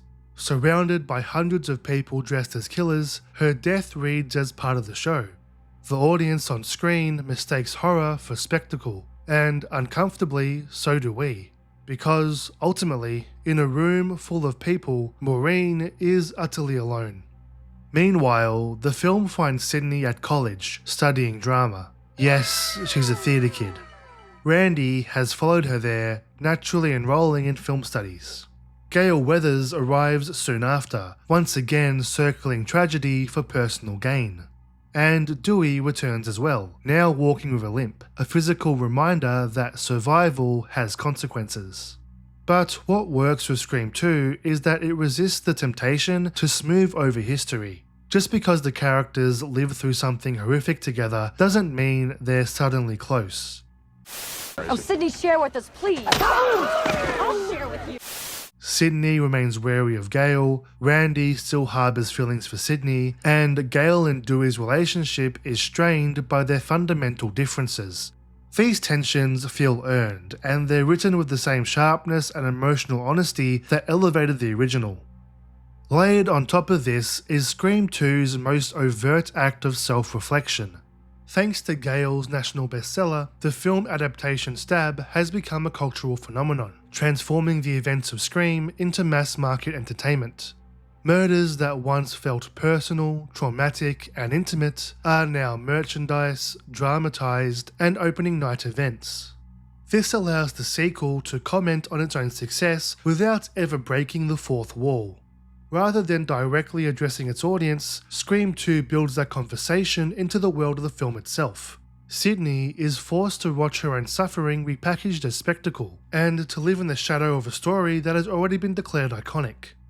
This is reinforced cleverly throughout the film, most notably with the brief glimpses we get of Stab, such as the reimagining of Sydney and Billy's conversation in the original, played by actors Tori Spelling as Sydney and Luke Wilson as Billy. Thanks, Dewey. With my luck, I'd guess Tori Spelling. Not only is it a fun callback, it's also a distorted, sensationalized version of the first film that reflects how quickly real violence is absorbed, simplified, and sold back to the public. In doing so, Scream 2 reframes itself as more than just a conventional follow-up. It understands that you can't just retell the same story, you have to instead interrogate the consequences of having told it in the first place. The film understands that sequels don't exist in a vacuum. They exist in dialogue with audience expectations, critical reception, and commercial pressure, and it's to the film's benefit. Every scene is haunted by the question hanging over the entire production. How do you follow something that's already been turned into a phenomenon? The answer, traditionally, is escalation. And the film even acknowledges this through Randy, who once again steps into the role of genre interpreter. Let's get down to business. The way I see it, someone's out to make a sequel. This time, he outlines the rules of horror sequels. Higher body count, more elaborate deaths, more blood, and more spectacle. And while he's right, and Scream 2 plays within these rules, what's important here, and what some of the sequels miss in the future, is how the film commits to these rules. What's telling is how quickly Scream 2 undercuts Randy. As he explains the logic of sequels, Dewey interrupts him, not to challenge his theory, but to ask the far more practical question, how do we stop this from happening again? Never, ever. How do we find the killer, Randy? It's a small moment, but it reveals the film's intelligence. Scream 2 understands the temptation to chase excess, but it refuses to let commentary replace consequence. The violence still has weight, the deaths still matter, the rules are acknowledged, but they're never allowed to become an excuse. And that tension between spectacle and responsibility is what defines Scream 2 as a sequel that actually understands its own existence. Alongside the returning cast, Scream 2 introduces a vast ensemble of new players. Some designed to refresh the formula, others to deliberately mirror it. Sydney now has a new boyfriend, Derek, played by Jerry O'Connell. Her closest college friend is Haley, played by Elise Neal. The media presence escalates with the arrival of a new reporter, Debbie Salt, portrayed by Laurie Metcalf. And Randy gains a new circle of film school nerds, including Mickey, played by Timothy Oliphant, and Cece, played by Sarah Michelle Gellar. We also get a handful of more minor but memorable roles, including appearances by Portia de Rossi, Dwayne Martin, and the doomed couple in the opening sequence, played by Omar Epps and Jada Pinkett Smith. But one of the sequel's most substantial additions, however, is Cotton Wary, played by Liev Schreiber. After a blink and you'll miss it appearance in the original, Cotton is brought fully into the narrative, and the film is significantly better for it. But you've definitely got me for raising my voice in a public library. Having been falsely accused by Sydney of murdering her mother, Cotton has every reason to resent her, but he doesn't. Instead, in line with the franchise's portrayal of the media, he sees opportunity. Cotton hounds Sydney throughout the film, pressuring her to participate in a joint interview so they can both profit from the truth. It's a perfect Scream dynamic, morally uncomfortable, darkly funny, and deeply cynical. Trauma isn't something to process, it's something to monetize. Also, just quickly, what is with these photos in the police office? They look like bad stock photos. Anyway, in a lesser sequel, Cotton would have been written as an angry, vengeful figure seeking retribution. Instead, Scream 2 gives him depth and ambiguity. Schreiber plays him with a sincere intensity and barely contained ego, making Cotton feel less like a villain and more like a symptom of the film's broader media critique. But despite these substantial additions, Scream 2 inevitably runs into the central problem faced by almost every sequel. It's stuck at a crossroads. Either it repeats the original's beats, or it risks alienating audiences by breaking the formula too aggressively. Ultimately, Scream 2 chooses familiarity. Both films open with a deliberately staged killing designed to announce the rules and set the meta tone, violence as performance. Both introduce a social environment that offers no real protection. Both have famous actors killed early in the film. Rest in peace, Cece, you would have loved Letterboxd. Authority figures remain ineffective, and both climax with a confessional final act that reframes everything we've seen. Now I know what you're thinking. What are you talking about? Isn't this repetition the point? Well, yes, but let me explain. Scream 2 functions as a film watching itself become a phenomenon, commenting on sequels themselves and the inevitable escalation of violence that follows success. But understanding the formula doesn't entirely free the film from it. You can feel the glue starting to set. While Scream 2 is larger and more elaborate, it lacks the shock of discovery that made the original feel electric. The beats and the structure are recognizable, and even when the film is clever, which it often is, it can't escape the sense that it's iterating rather than inventing. That said, the emotional anchor that keeps the film grounded is still Sidney Prescott. In Scream 2, Sydney is actively dealing with the psychological fallout of the original film.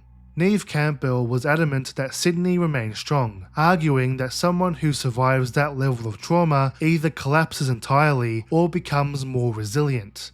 And that internal conflict gives the character weight. Sydney chooses resilience, but the film doesn't pretend that strength comes easily. Like the original, she's still surrounded by an uncaring world, one that constantly forces her to relive her trauma. The media pursue her and, perhaps most absurdly, she's cast in a stage play where people attempt to stab her, which, I don't know, maybe someone who found out her boyfriend brutally murdered her mother and her friends before convincing her to have sex with him and then trying to murder her shouldn't be performing a play like this. Just some food for thought. This is a direct continuation of the original film's theme. Sydney is never allowed peace. Trauma isn't something she's allowed to process privately, it's something she must endure publicly, over and over again, which makes her endurance that much more compelling. And even as Scream 2 begins to feel the weight of its own formula, Sydney's emotional journey ensures the film never collapses into empty repetition. But let's get into the mystery at the heart of Scream 2. Much like the original, suspicion immediately settles on Sydney's boyfriend, Derek. Derek conveniently survives every close encounter with Ghostface, avoids serious injury, and is often absent when violence erupts. For Sydney, traumatized, hypervigilant, and still carrying the psychological scars of the first film, this raises every red flag imaginable. And honestly, who could blame her? To his credit, Derek does everything he can to prove his innocence. He's the complete opposite of Billy. He's emotionally available, publicly supportive, to the point that he even stages an earnest and deeply awkward musical performance to profess his love in front of their peers. And if you say, hey, go away, I will.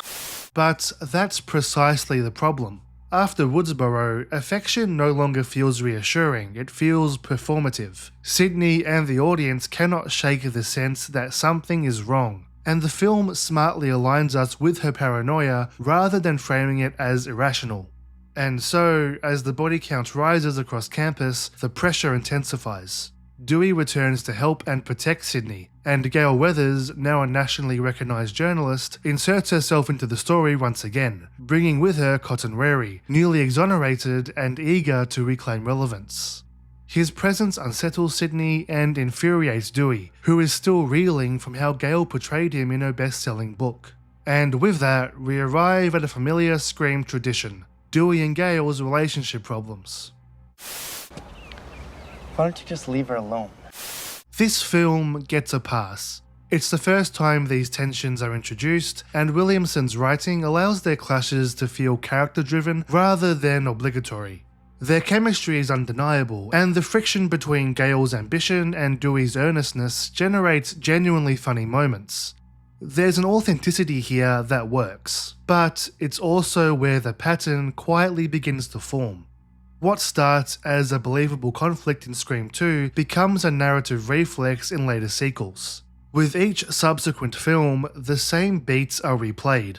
Estrangement, resentment, and then reconciliation, until the tension loses its bite and becomes just background noise. Now, in hindsight, Scream 2 isn't the problem, it's just the template. And once that template is locked in, the franchise never quite figures out how to move the pair forward without resetting them again. The killer, meanwhile, becomes bolder.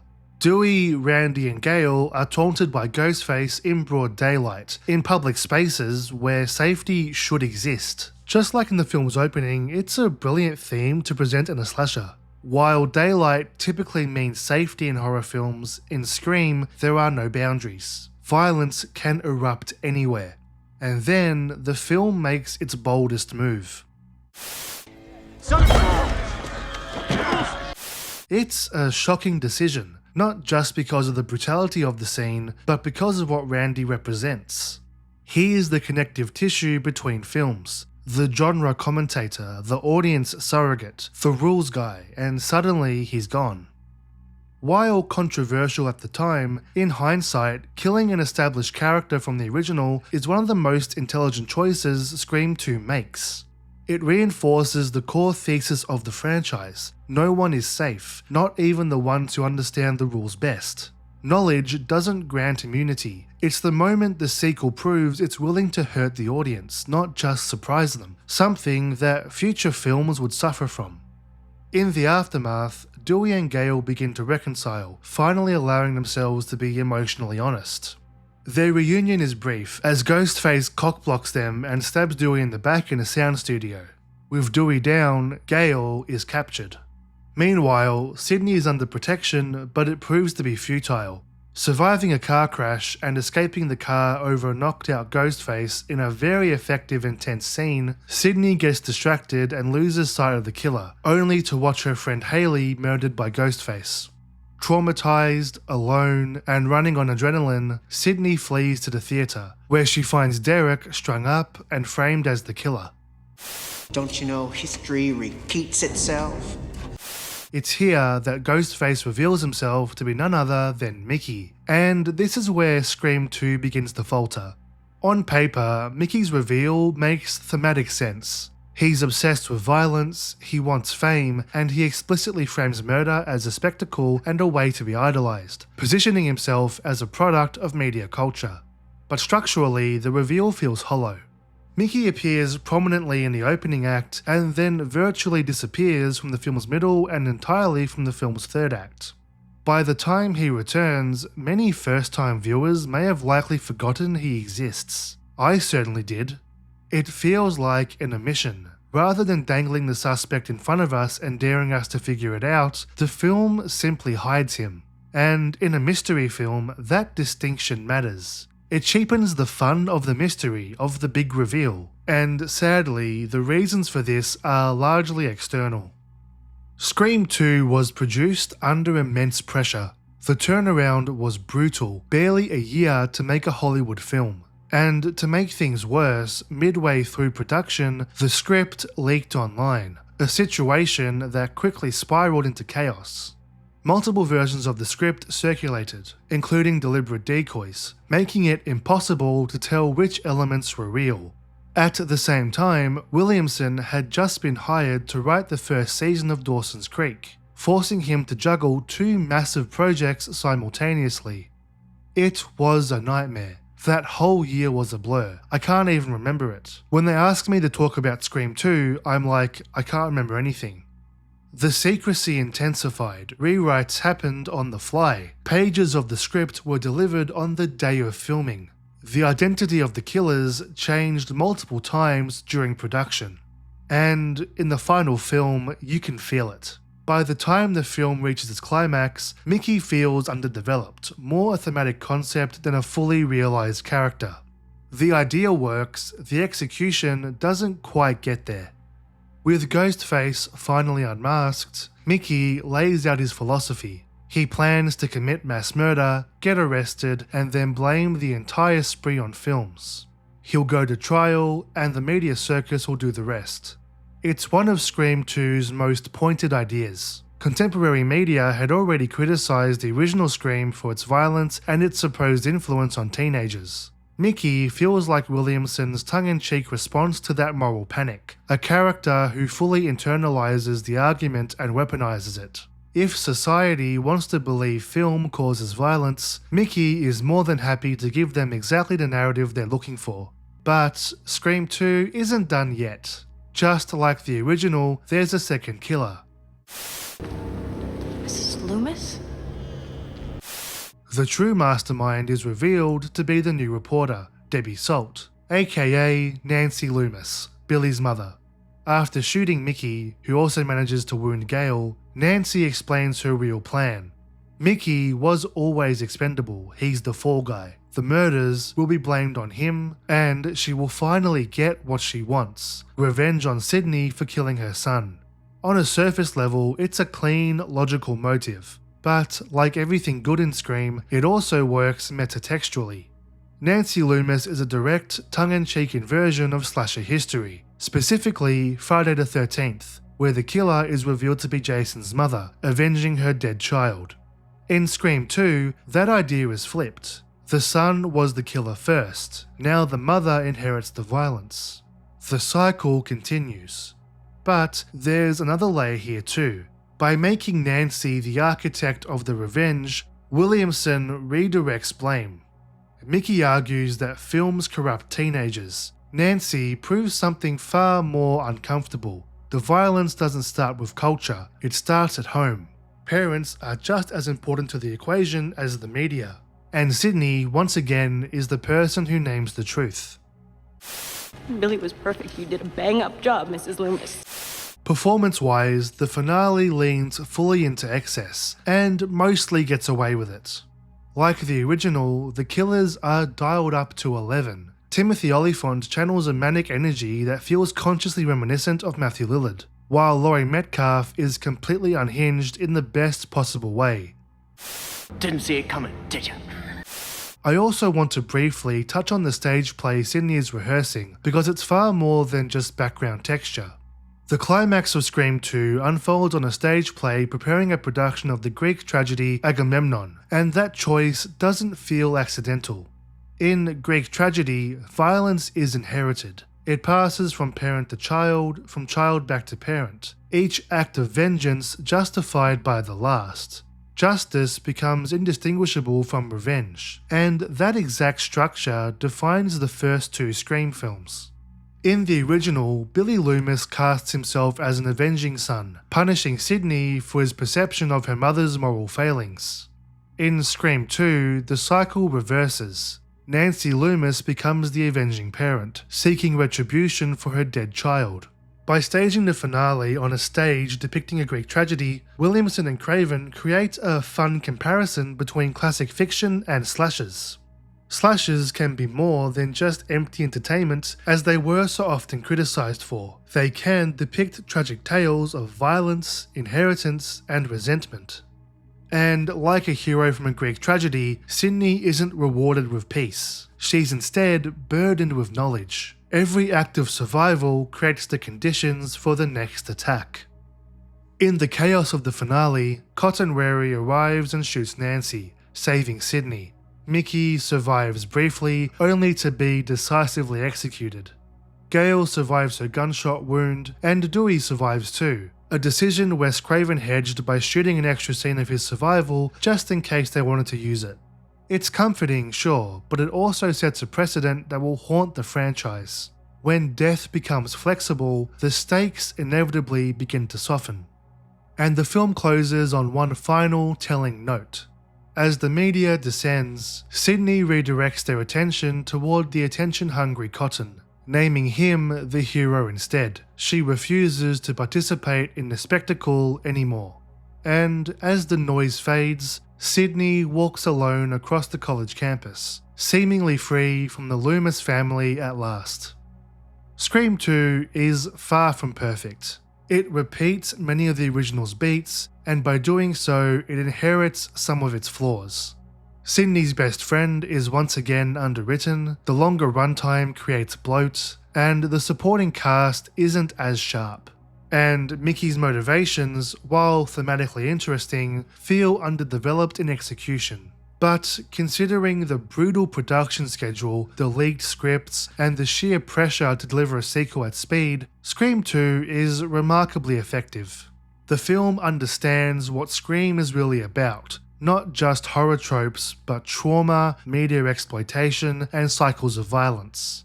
It may not match the original's lightning-in-a-bottle freshness, but it proved that the franchise has something worth saying, and that's why it survives.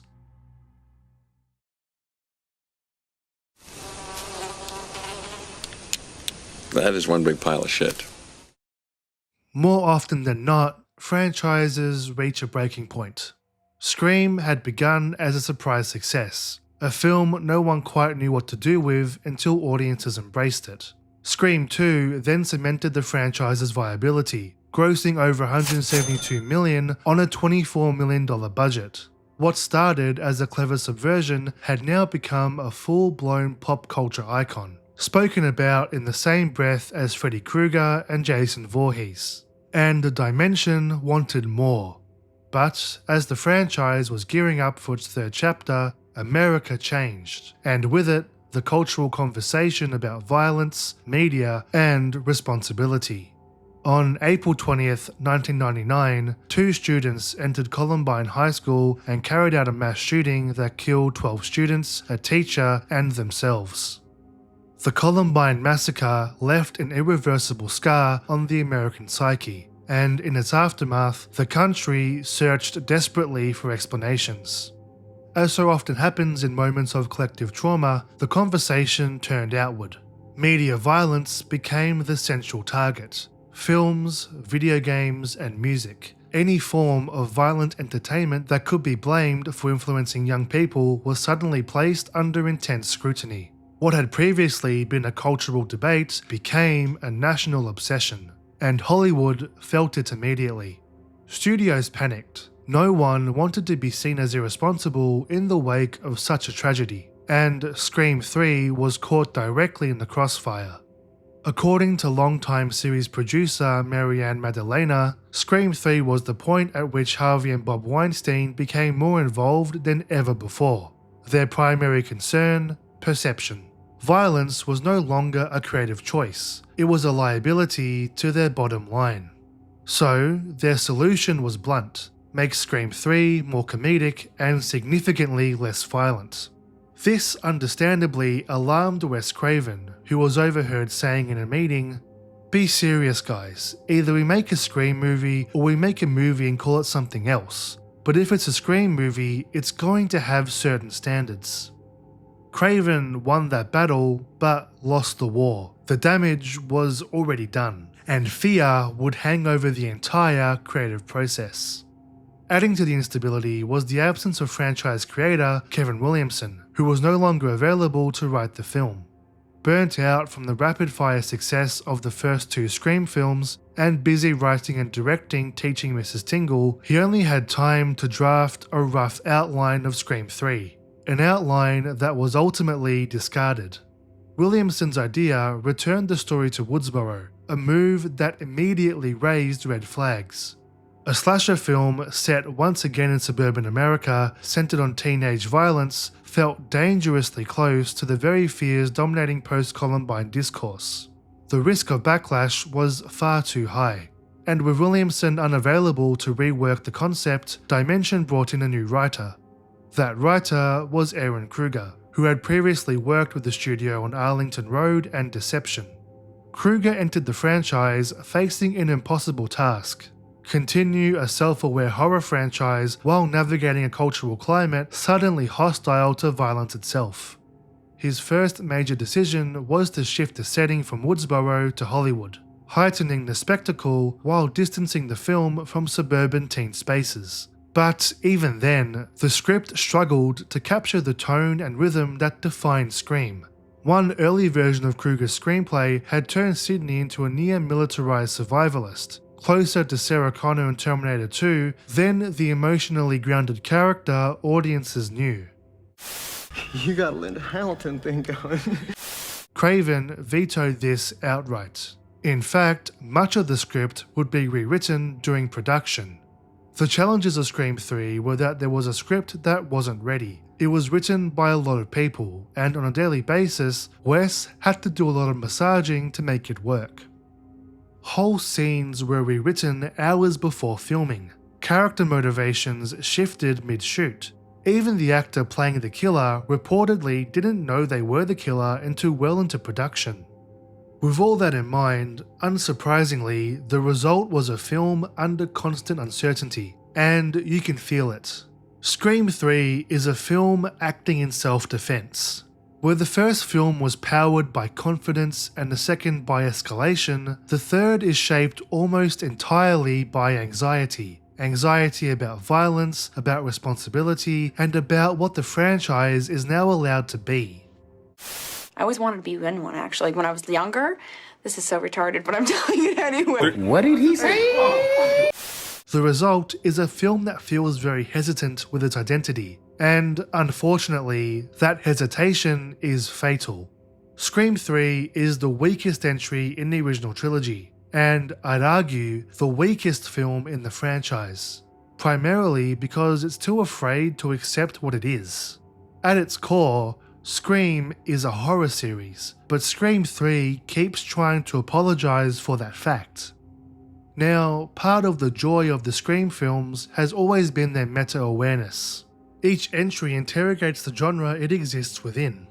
The original Scream satirized the slasher genre that had grown stale and predictable. Scream 2 turned its attention to horror sequels, examining the pressure to escalate violence and spectacle to justify repetition. Scream 3, however, takes a very different approach. Rather than satirizing horror trilogies specifically, the film broadens its scope to trilogies in general.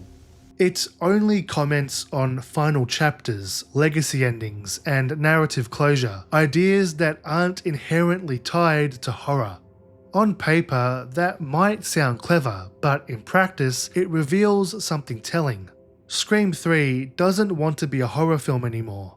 Its meta-commentary is diluted, no longer rooted in the mechanics of horror, but in vague storytelling conventions that could apply to almost any blockbuster trilogy.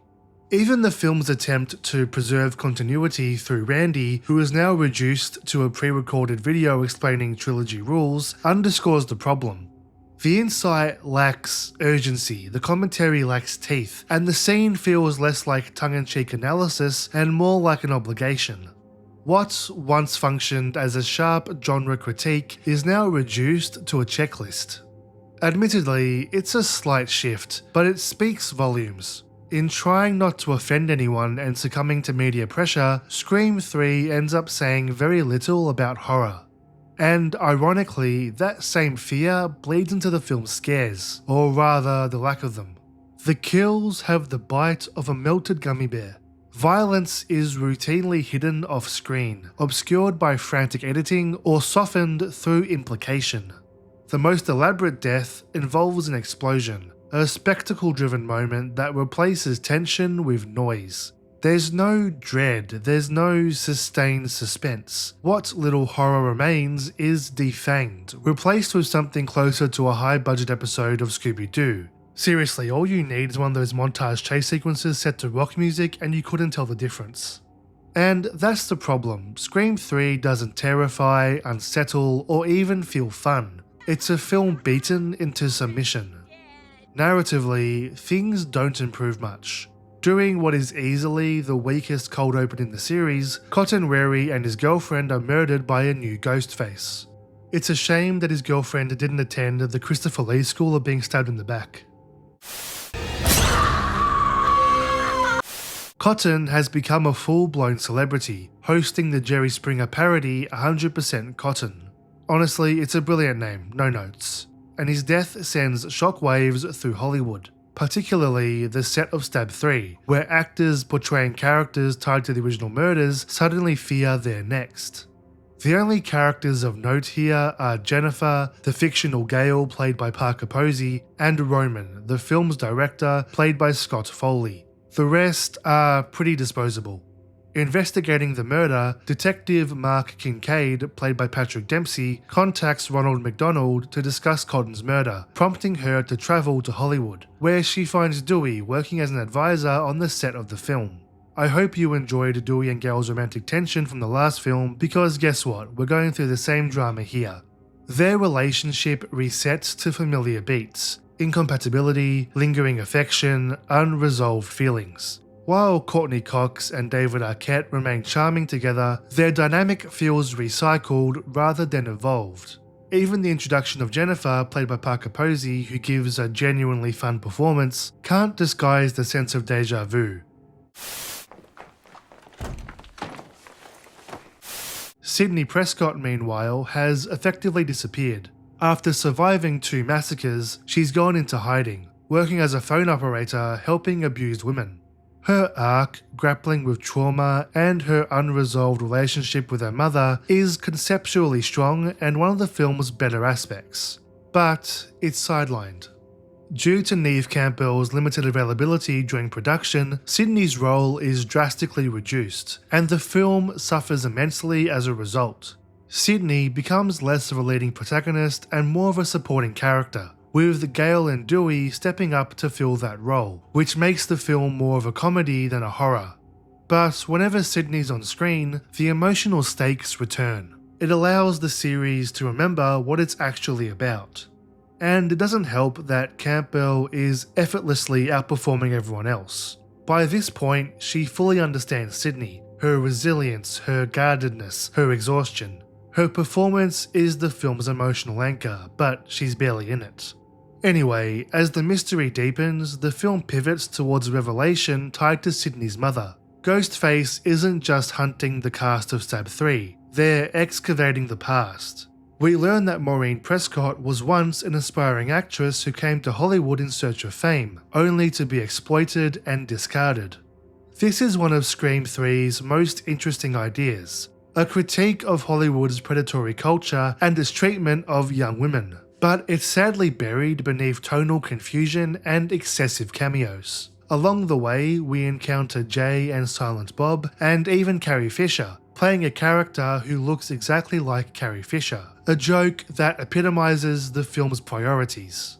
Meta humor overwhelms narrative cohesion, undercutting the seriousness of the themes being introduced. The film will occasionally try to explore something darker, systemic exploitation, inherited trauma, the cost of fame, but never commits. And this brings me to my biggest issue with Scream 3, the writing. This isn't a personal indictment on Ehren Kruger, but the absence of Kevin Williamson is felt in every scene. The dialogue lacks any bite, the wit is very much dulled, the playful intelligence that once defined Scream is replaced with something far more generic.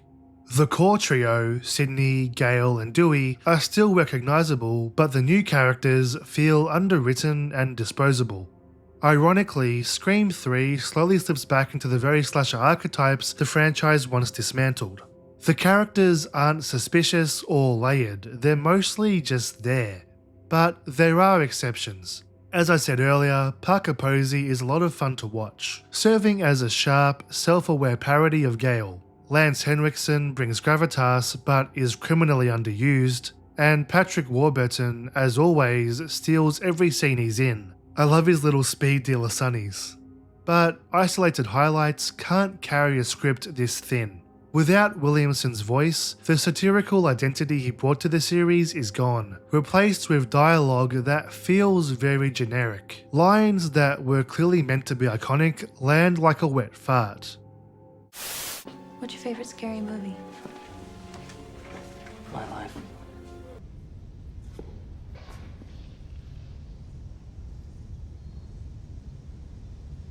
Wow. And the choice to center the film in Hollywood only compounds the problem. On paper, it's clever. The film gets to return to Woodsboro by building the town on a soundstage, having its cake and eating it too. In practice, it strips the slasher of its most important weapon, relatability. When you look at the slasher, the classics work because they invade familiar spaces. Suburbs, bedrooms, quiet streets, places that are meant to feel safe. The horror comes from the idea that safety is an illusion and that the killer is lurking just outside your home.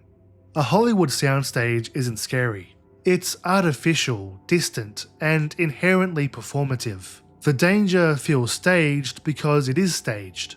Running through backlots and sets can't replicate the unease of being watched in a real neighborhood. The film trades intimacy for spectacle, and horror always loses that exchange. You'll notice that I haven't really talked about Ghostface, and that's because there's not much to say. With the reduction in violence, Ghostface is neither scary or intimidating.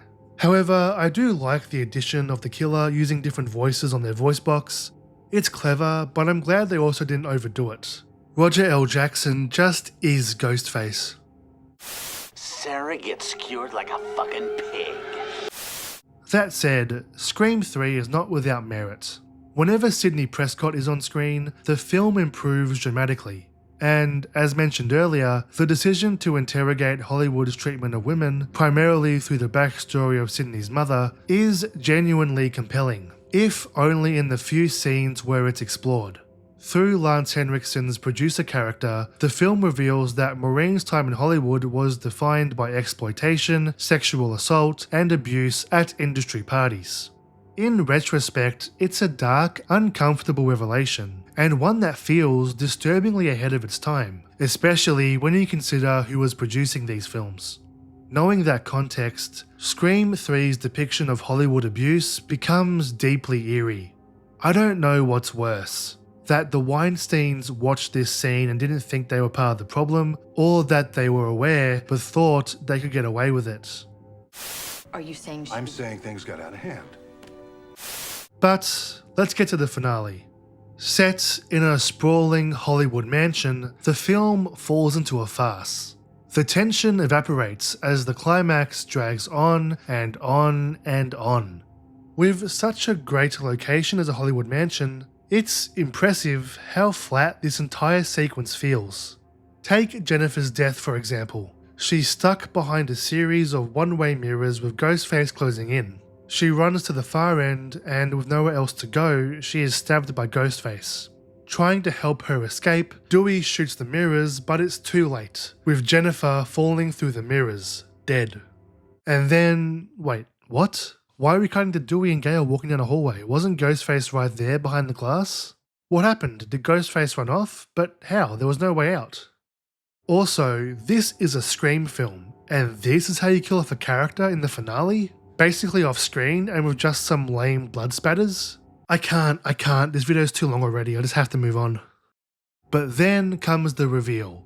For the first and only time in the franchise, there is only one killer, Roman Bridger, the director of Stab 3. But there's more to Roman than just a struggling director. The real twist of the film is that Roman is Sidney's half-brother, conceived as a result of Maureen's assault. Roman explains that years earlier, he tracked Maureen down only to be rejected. He then stalked her, filmed her affairs, and showed the footage to Billy Loomis, positioning himself as the true architect of the original Woodsboro murders.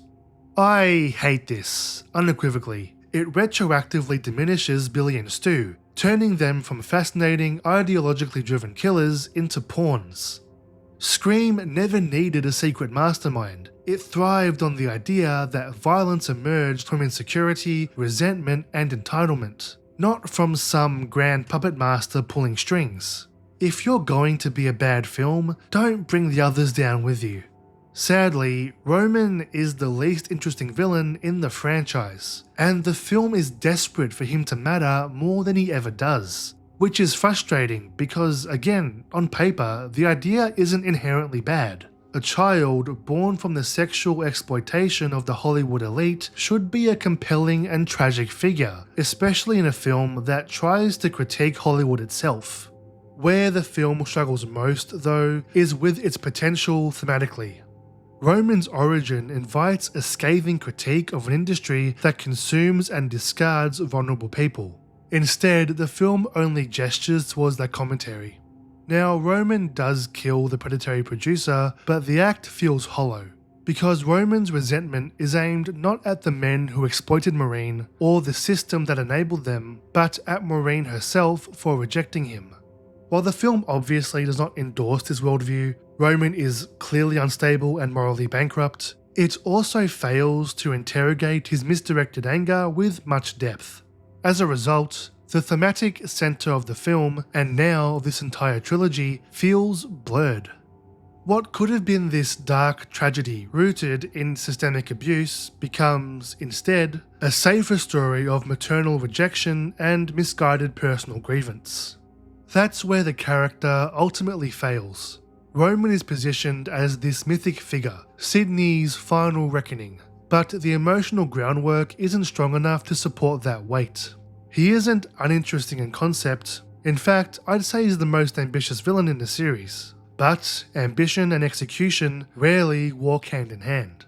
The film mistakes that the revelation itself is enough depth, assuming that by making Roman central to the mythology, that will automatically make him compelling. It's where my frustration with the film largely stems from. What could have been a sharp indictment of Hollywood exploitation instead becomes this muddled expansion of franchise lore that didn't need to be tampered with. Of course, the original film still stands on its own, and you can just ignore the film's impact on the overall narrative if you want. I won't blame you. But nevertheless, Scream 3 complicates the original in ways that feel unnecessary. The reveal achieves the exact opposite of its intentions. Honestly, part of me wishes the killer was Carrie Fisher. Would it have been awful? Yes. Would it have ruined the franchise even more? Also yes. But it would have been far more entertaining than this. Sidney is seemingly killed, but then returns, which admittedly is a fun twist on the killer always surviving for one final attack in slasher films. and ultimately she defeats Roman. He rises for one last attack and is finally killed when Dewey shoots him in the head. It's a flat, anticlimactic ending for what was meant to be the conclusion of the trilogy. In the epilogue, Sydney no longer feels the need to hide herself away, and the film closes with Dewey proposing to Gale. And while I've critiqued these films for the repetitiveness of their relationship, this is a genuinely sweet moment that briefly reminds us why we like these characters in the first place. And then it ends. As a finale, Scream 3 is deeply disappointing. As a film, it's anxious, compromised, and afraid of itself. It retreats from horror, softens its violence, dilutes its themes, and over-explains its mythology. What began as a sharp critique of genre and culture ends in apology. And that's the real tragedy of Scream 3. Not that it fails, but that it refuses to fight. You can hit hard like that, but I can hit way harder like that. Fucking boom! You can just it's so much more torque. You got all this snap. Scream 3 was, on paper, a success. It made money, but notably less than its predecessor despite a significantly larger budget. Critically, the response was mixed. Many reviewers and audiences began to argue that the franchise's meta-commentary, once razor sharp, had dulled. That perhaps the self-awareness which once revitalized the slasher had finally exhausted itself. And so, when the dust settled, most people were content to let Scream rest. The trilogy had done its job. It helped pull horror back into the cultural mainstream. By the early 2000s, the genre no longer felt embarrassed by itself. But horror didn't stay still. By the mid to late 2000s, the American horror landscape had transformed yet again, this time into the era of the remake. Hollywood studios, eager to capitalize on recognizable IP and international successes, began mining the past with the precision of a jackhammer. Friday the 13th, The Amityville Horror, Halloween, My Bloody Valentine, Dawn of the Dead, The Ring, The Hills Have Eyes, Prom Night, The Omen, Mirrors, Dark Water, The Grudge, The Fog, The Uninvited, House of Wax, Quarantine, Pulse, When a Stranger Calls, and Children of the Corn. All films released in the 2000s, all aiming, and mostly failing, to recapture the love fans had of the originals, just in the modern era. So, why should Scream miss out on the fun?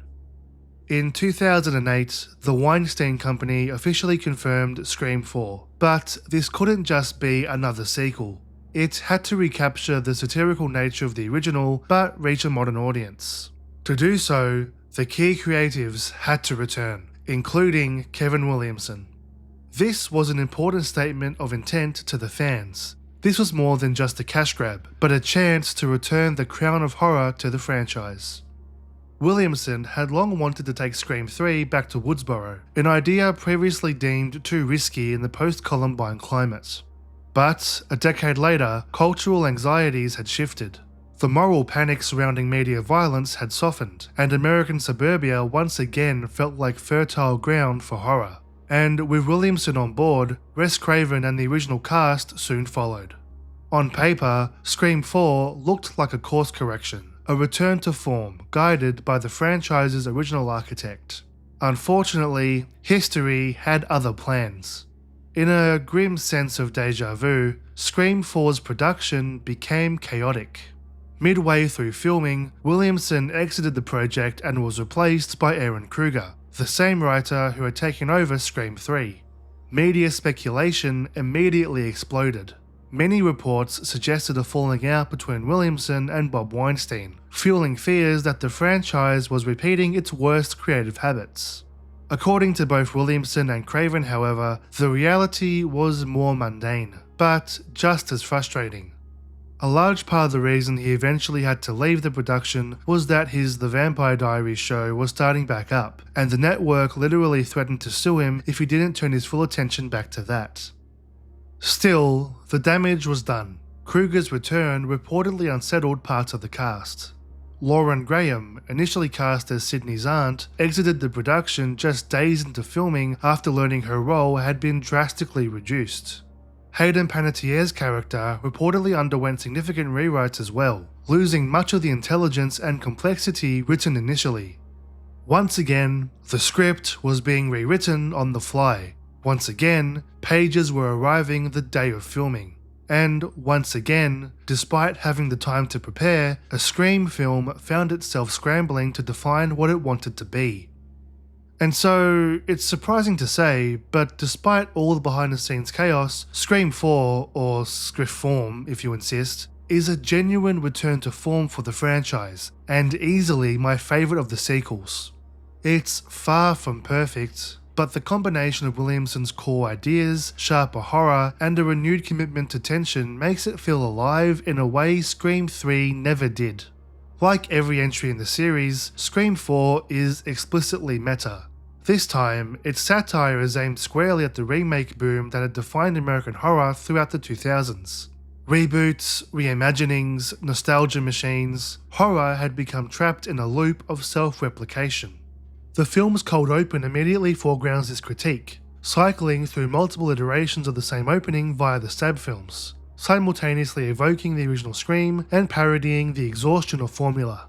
It's a strong opening, and perfectly highlights the advantage the Scream franchise has over other slashers.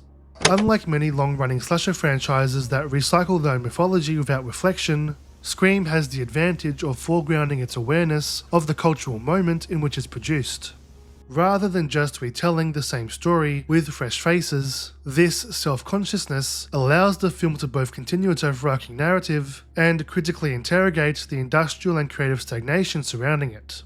It's fun and clever, but is it sustainable? Can a narrative built primarily around critiquing remakes sustain itself over an entire film, especially if it hesitates to fully commit to its own subversions? Well, let's find out. After the great cold open, it wouldn't be a remake if we didn't return to where it all began, where back in Woodsboro, law enforcement is once again ineffective, the media sensationalizes violence, and teenagers are drowning in drama and insecurity. After two sequels that deliberately moved away from this setting, the return feels earned rather than regressive. The film isn't just parodying remakes, it's remaking itself while managing to interrogate why that instinct exists in the first place. Narratively, the film smartly acknowledges the passage of time. A decade has passed since the last massacre. The Stab franchise has ballooned to 7 films, and Dewey and Gale are married and living in Woodsboro, with Dewey now the sheriff and Gale struggling to write something meaningful after riding the wave of true crime fame. Sydney, meanwhile, has reclaimed her narrative, returning to Woodsboro as a published author on the final stop of her book tour. Alongside the legacy characters, Scream 4 introduces a new generation. There's the new final girl and Sydney's younger cousin, Jill, her best friend and horror nerd Kirby, the passionate and dutiful Deputy Hicks, who loves a man in uniform, or rather a man out of one, Sydney's money-hungry agent Rebecca, and finally the new film nerds, Robbie and Charlie. There are others, but taken together, this is the strongest supporting cast the franchise has assembled since the original. And with these new characters, Scream 4 crucially restores the franchise's most important ingredient, distrust. It feels like for the first time since number 2, anyone could be the killer. Suspicion matters again because the mystery is foregrounded, rather than treated as a formality, reminding us that Scream works best when paranoia, not spectacle, drives the narrative. Another returning legacy character is, of course, Ghostface, alongside his iconic voice performed by Roger L. Jackson. He is predictably excellent. The only real drawback is how Ghostface is written. They're vicious, cruel, and relentless, continually operating at a 10. And while that brutality is refreshing after Scream 3, it comes at the expense of Ghostface's usual playfulness. Maybe I'm in the minority, but I prefer a Ghostface who likes to toy with his victims, who enjoys the performance alongside the brutality. But here, they're all rage, no foreplay. You have to have a favorite. What comes to mind? your eyelids in half so you don't blink when I stab you in the face. And while it is a disappointing trade-off, I still prefer this Ghostface over the Third's interpretation every day of the week. The kills here are genuinely nasty. The violence is no longer implied or hidden. Although Scream 4 does have the stupidest kill in the whole franchise. Oh, shit. I may not have a brain, gentlemen. Compared to Scream 3, Ghostface feels feral. Alongside Ghostface's brutality, the horror sequences are well constructed and tightly staged. Although, if I'm honest, nothing Ghostface has done before or since is as creepy as this. Sorry about that. It's genuinely the only moment in the franchise where I got goosebumps. Anyway, the film's meta-commentary is mostly effective, even if it doesn't land with the same force as the original, a problem that becomes more pronounced as the franchise continues. It's like a Pandora's box. Once Scream made self-awareness its defining feature, it became impossible to truly surprise audiences with it again. The satire could evolve, but it could never shock in the same way. In Scream 4's case, it handles this better than most, but it's operating in a cultural moment where that language is no longer disruptive. By 2011, audiences had been trained to expect irony, genre savviness, and knowing winks, not just from Scream, but from horror as a whole. As a result, the discussion of remake rules feels looser and less iconic. The ideas are sound, remakes are bigger, meaner, and more self-conscious, but what was once subversive now feels familiar. The film can still identify and catalogue the trends it critiques, but it struggles to destabilize them with the same disruptive force that once defined the franchise because self-awareness is no longer a rupture in the genre, but an expected convention within it. Now, to the film's credit, it does genuinely try to address this, and I can't really get into the why or how just yet. But its critique of remake logic rarely achieves the narrative shock that made the original so destabilizing. Or perhaps the issue is Robbie. What is your favorite scary movie, man? This isn't a knock on Eric Knudsen as a performer, but I'm Robbie's biggest hater. He sucks. He's not funny, clever, or charismatic. What he is insufferable. It's a difficult critique to make because you could argue that Randy is just as worse. But with Randy, there was at least some semblance that he cared about the people around him. Robbie, on the other hand, is defined by selfishness. I don't understand how his classmates would like him. Here's what he said the moment his class finds out about the first murders. What's your favorite scary movie? Shut up! He's more invested in his brand than the people around him, which is a misstep by Williamson because by writing him this way, the film nerd archetype stops functioning as an audience surrogate and becomes something colder, a parody of detachment. Truthfully, the only moment Robbie worked for me was his death scene. You pretty much have to be gay. I'm gay! I'm gay! He predicted Twitch streaming though, so good for him. That's why it feels like a missed opportunity not to position Kirby as the film's primary genre interpreter instead. She's more engaged with the narrative, is into horror, and is more emotionally present. Which doesn't check every box, but are definitely qualities that once defined the role Randy occupied in the original, which is more than Robbie could ever dream of. You wouldn't really lose much if Robbie was taken out of the film. You would if Kirby was, which is all that really needs to be said. The legacy characters, meanwhile, are a mixed bag. Gale and Dewey's relationship problems resurface yet again, now complicated by Dewey's position as sheriff and the arrival of his deputy, Judy Hicks. Courtney Cox and David Arquette remain charming together, but again, their dynamic has become increasingly cyclical rather than genuinely evolving. What's most telling is how easily the film discards this conflict. By the final act, their relationship troubles are almost entirely forgotten, as if the film itself is recognizing how little there is left to explore. What once added texture to the narrative now feels obligatory, introduced out of habit rather than necessity. Sydney, however, is still a highlight, this time stepping into a quasi-guardian role for Jill. What's most satisfying about her character is her evolution. She actively inserts herself into danger to protect others. When she sees someone in danger, she will get in between that person and Ghostface as fast as she can, and it just feels right for her character. But a Scream film's quality is always tied to its final act. This time, that climax is split across two parties. The first is Stabathon, an oversized celebration of the Stab franchise staged in someone's barn. It's visually striking and deliberately exaggerated. Two horror nerds orchestrating a massive, well-attended event stretches credibility, and the film knows it. Granted, it's meant to be over the top and performative, and the satire works, but in reality, we all know that anything hosted by these two creepy nerds would be as awkward and cringeworthy as a Smash tournament. Anyway, what makes this sequence effective is where it's placed. Scream 4 smartly subverts its own formula by staging the franchise's traditional party climax around 2/3 of the way through the film. The characters even acknowledge the structure explicitly. You all know where it goes from there? A party. It's one of the cleaner examples of Scream 4 using meta-awareness as structure rather than commentary. During the event, Gail, now sidelined from the official investigation by Sheriff Dewey, sets up cameras to monitor the party herself. It's a fun and familiar beat, but one that is smartly subverted. Ghostface blocks the feeds and attacks her, stabbing her before Dewey realizes she's in danger. He arrives just in time to distract the killer and save her, reinforcing the film's ongoing tension between the pair, professional authority and emotional instinct.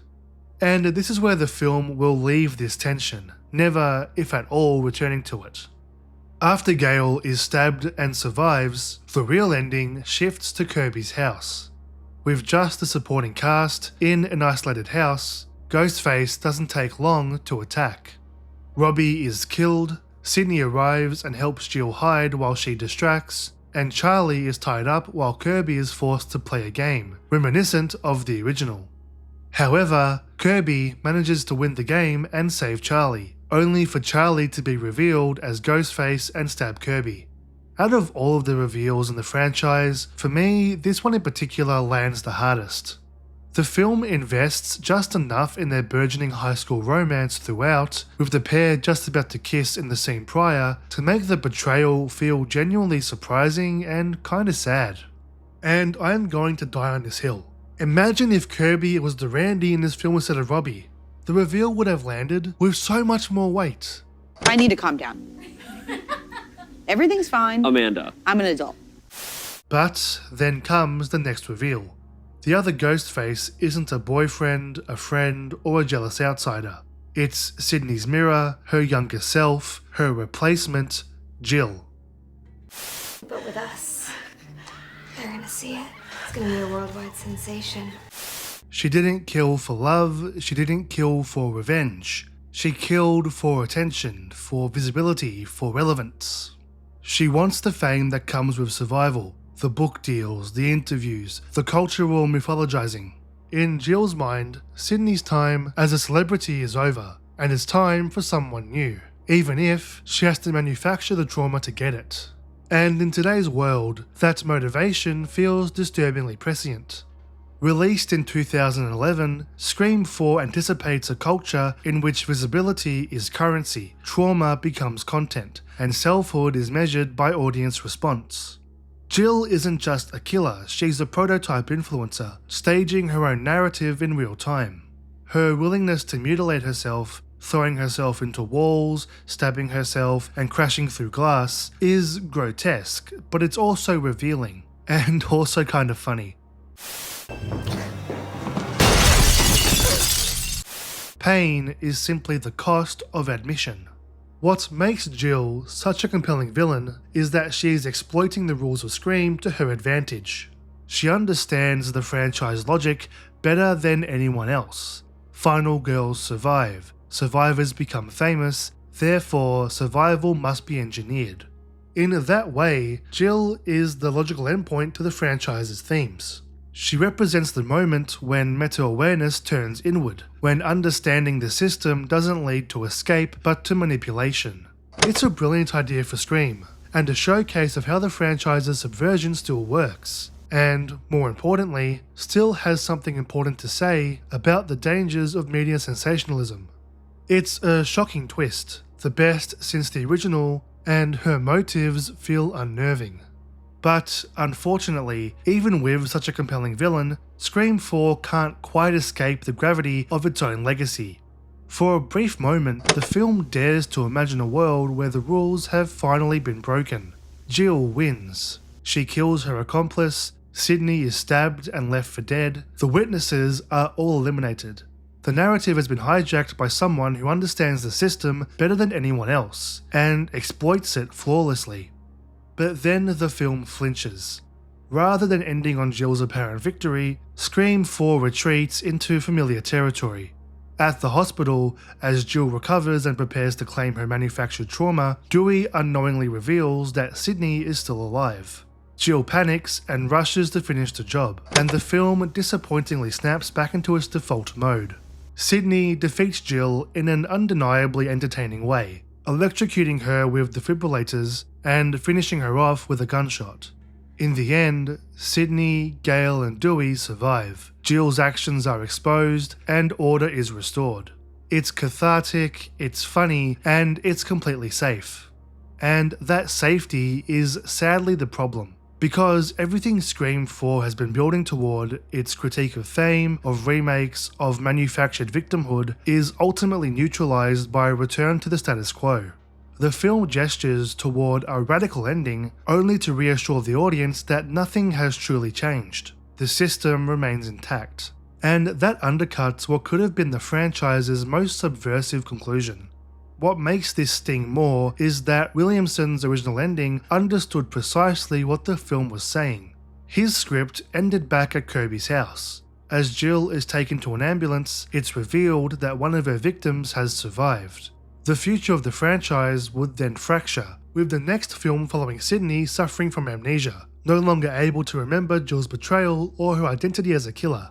It's a cruel idea, and a brilliant one in concept. It would take the series into uncharted territory, placing its legacy characters into a situation they've never experienced. It would have proven what Scream 4 established in its opening, that a narrative built primarily around critiquing remakes can not only sustain itself over an entire feature, but challenge the franchise rather than returning to the status quo. Whether that ending would have worked is unknowable, but thematically it's fearless. It honoured the film's central thesis, that remakes don't need to comfort audiences by returning to familiar ground. They can disrupt the foundation entirely. Scream 4 gets close, painfully close. But as it stands, Scream 4 is a strong, entertaining sequel that understands its legacy even when it can't fully transcend it. The violence is intense, the stakes feel earned, and the mystery is treated seriously. In that sense, what truly holds Scream 4 back from success was its timing. It arrives after self-awareness has become the norm and does the best it can within those limitations. But ultimately, it remakes Scream while interrogating the very existence of remakes. It respects the past without being too paralysed by it. And despite a compromised ending, it proves the franchise still had something to say. For a fourth entry in a slasher series, that's no small achievement. Like it goes ding ding ding diggy ding ding, ding ding ding diggy ding ding.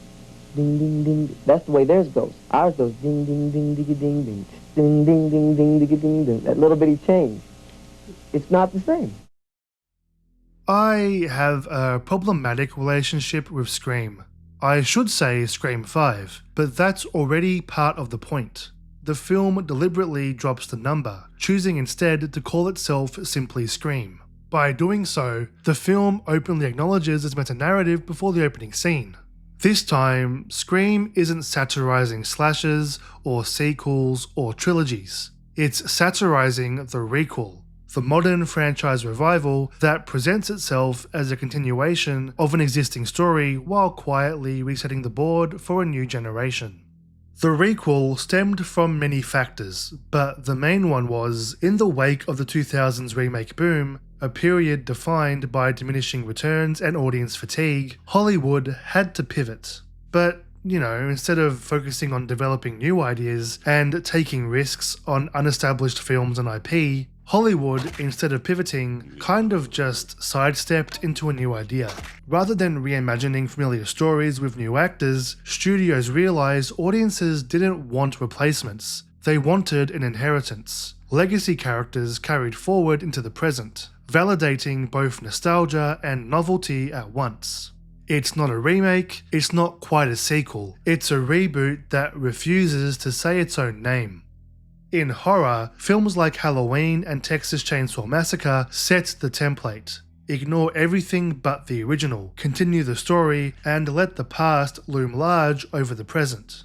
Scream follows that model and makes it the subject of its satire. But here's the problem. This isn't new territory for Scream. Scream 4 already interrogated remakes and generational replacement. Very similar ideas. So, the question for Scream became unavoidable. Is being meta about requels enough? This question defines the entire film, and that's why Scream feels in many ways like another attempt at Scream 4. It mirrors the original film structure, openly references its most iconic moments, and tries to subvert those references by acknowledging them in advance. It's a sequel that knows it's repeating itself and wants credit for that awareness. But what is the most significant difference between Scream 4 and Scream is context. Scream 4 arrived too early. It was a commentary on remakes during the absolute height of Hollywood's remake obsession. The original Scream succeeded because it came after the slasher genre had exhausted itself. By contrast, in 2011, audiences weren't interested in watching a satire about remakes while remakes were still being relentlessly shoved down their throats. Other factors compounded that timing problem. Scream 3 had cooled enthusiasm for the franchise, and more importantly, it was simply too soon for Scream to trade in nostalgia. When Scream premiered in '96, Halloween was nearly 20 years old. By comparison, Scream 4 was asking audiences to feel nostalgic for a film just over a decade old. The result was predictable. Financially, the film underperformed. Critically, it landed with a shrug.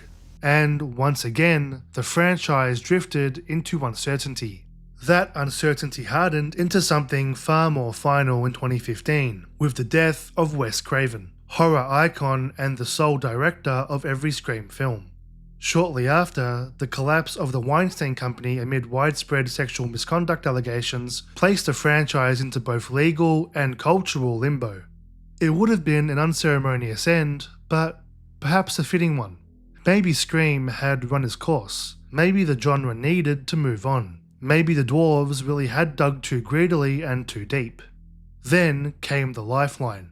In 2019, Spyglass Media Group acquired the rights to Scream and announced a new installment. Kevin Williamson would return, though not as a writer, but as executive producer. Having the monumental task of replacing Craven would be the duo of directors Matt Bettinelli-Olpin and Tyler Gillett, with James Vanderbilt and Guy Busick handling the script. A new cast would anchor the story, while Neve Campbell, David Arquette, and Courtney Cox returned to bridge the past and present. The screenplay was finished before production began, a rarity for this franchise and historically one of its most significant weaknesses. Another wise choice in terms of marketing was the title itself, Scream. Dropping the number signalled that no homework was required. This would be a fresh entry point for newcomers. For once, everything seemed aligned. And when Scream finally re-emerged into a culture obsessed with legacy, nostalgia, and recycling its own mythology, it was met with praise and financial success. And yet, this is where my mixed feelings begin.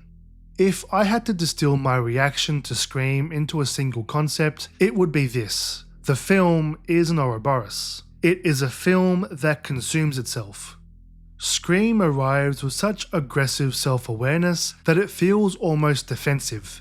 From the title alone, it announces its intent. It knows you're wary, it knows you've seen this before, and it wants you to believe that by acknowledging those suspicions up front, it has somehow protected itself from criticism.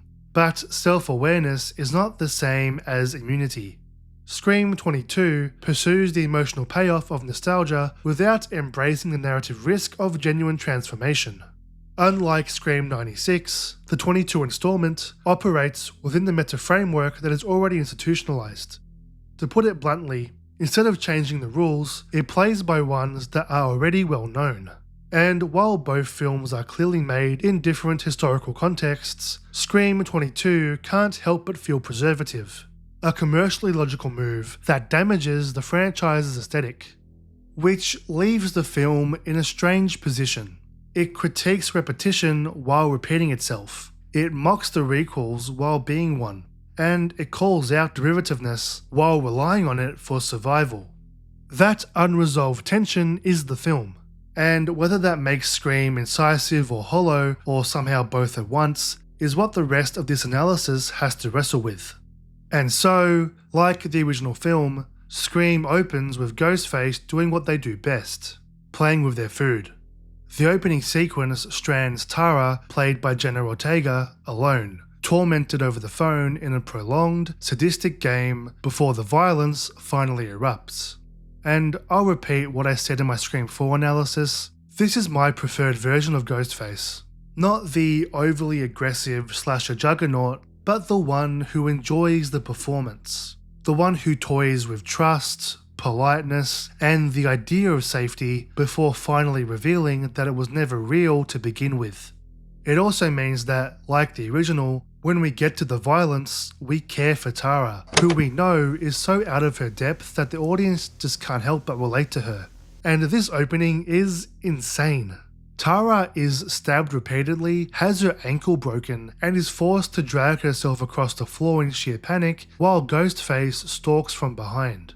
It's prolonged, cruel, and uncomfortable in precisely the way a Scream opening should be. It feels unmistakably like Scream. From there, the film introduces Tara's estranged sister, Sam Carpenter, and her boyfriend, Richie. When they learn that Tara has survived and is hospitalized, they head back to town. And just like that, we're back in Woodsboro, which is fitting, as returning to Woodsboro is both a narrative choice and a statement. The film is repeating the original shape while insisting it's doing something new. And this is where that tension starts to show. As we're introduced to the new group of teenagers, the writing becomes noticeably uneven. And I'll admit, while this is undoubtedly down to writing, part of this might just be generational. These characters are closer to my era than the 96 cast, and maybe because of that, they feel far less authentic. Some of that is also down to casting. The original Scream also featured actors who looked older than teenagers, but here it becomes distracting. And by the time we reach the party later, the film is basically begging for you to notice how little they care about accurately portraying age. Just look at these background extras. They're clearly full-grown adults. But the bigger issue is dialogue. It's hit and miss, and when it misses, it really misses. I'm not especially sold on Melissa Barrera's performance as Sam, but to be fair, I challenge anyone to deliver this line with any genuine drama. Are you telling me that I'm caught in the middle of fan-fucking fiction? Some of the dialogue is so on the nose it becomes, for lack of a better word, cringe-inducing. A problem the earlier films largely managed to avoid. Williamson's scripts were sharp and playful without tipping into self-parody. In Scream, that balance shifts. The film often mistakes self-awareness for wit, as if acknowledging a trope is the same thing as interrogating it. As a result, much of the dialogue feels performative rather than natural. The result is a kind of meta-theatre where the characters feel less like people reacting to danger and more like mouthpieces for the writers. It's a small but significant difference. Williamson's dialogue trusted the audience to connect the dots. Scream often draws circles around them. Narratively, however, the film does introduce some genuinely interesting ideas. Sam's backstory is one of the boldest swings the franchise has ever taken. She is revealed to be the daughter of Billy Loomis, the original killer. She learned the truth when she was younger, and her discovery destroyed her family.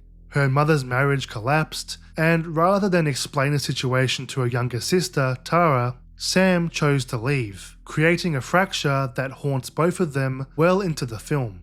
Sam's internal conflict is externalized through hallucinations of Billy Loomis, played by the returning Skeet Ulrich.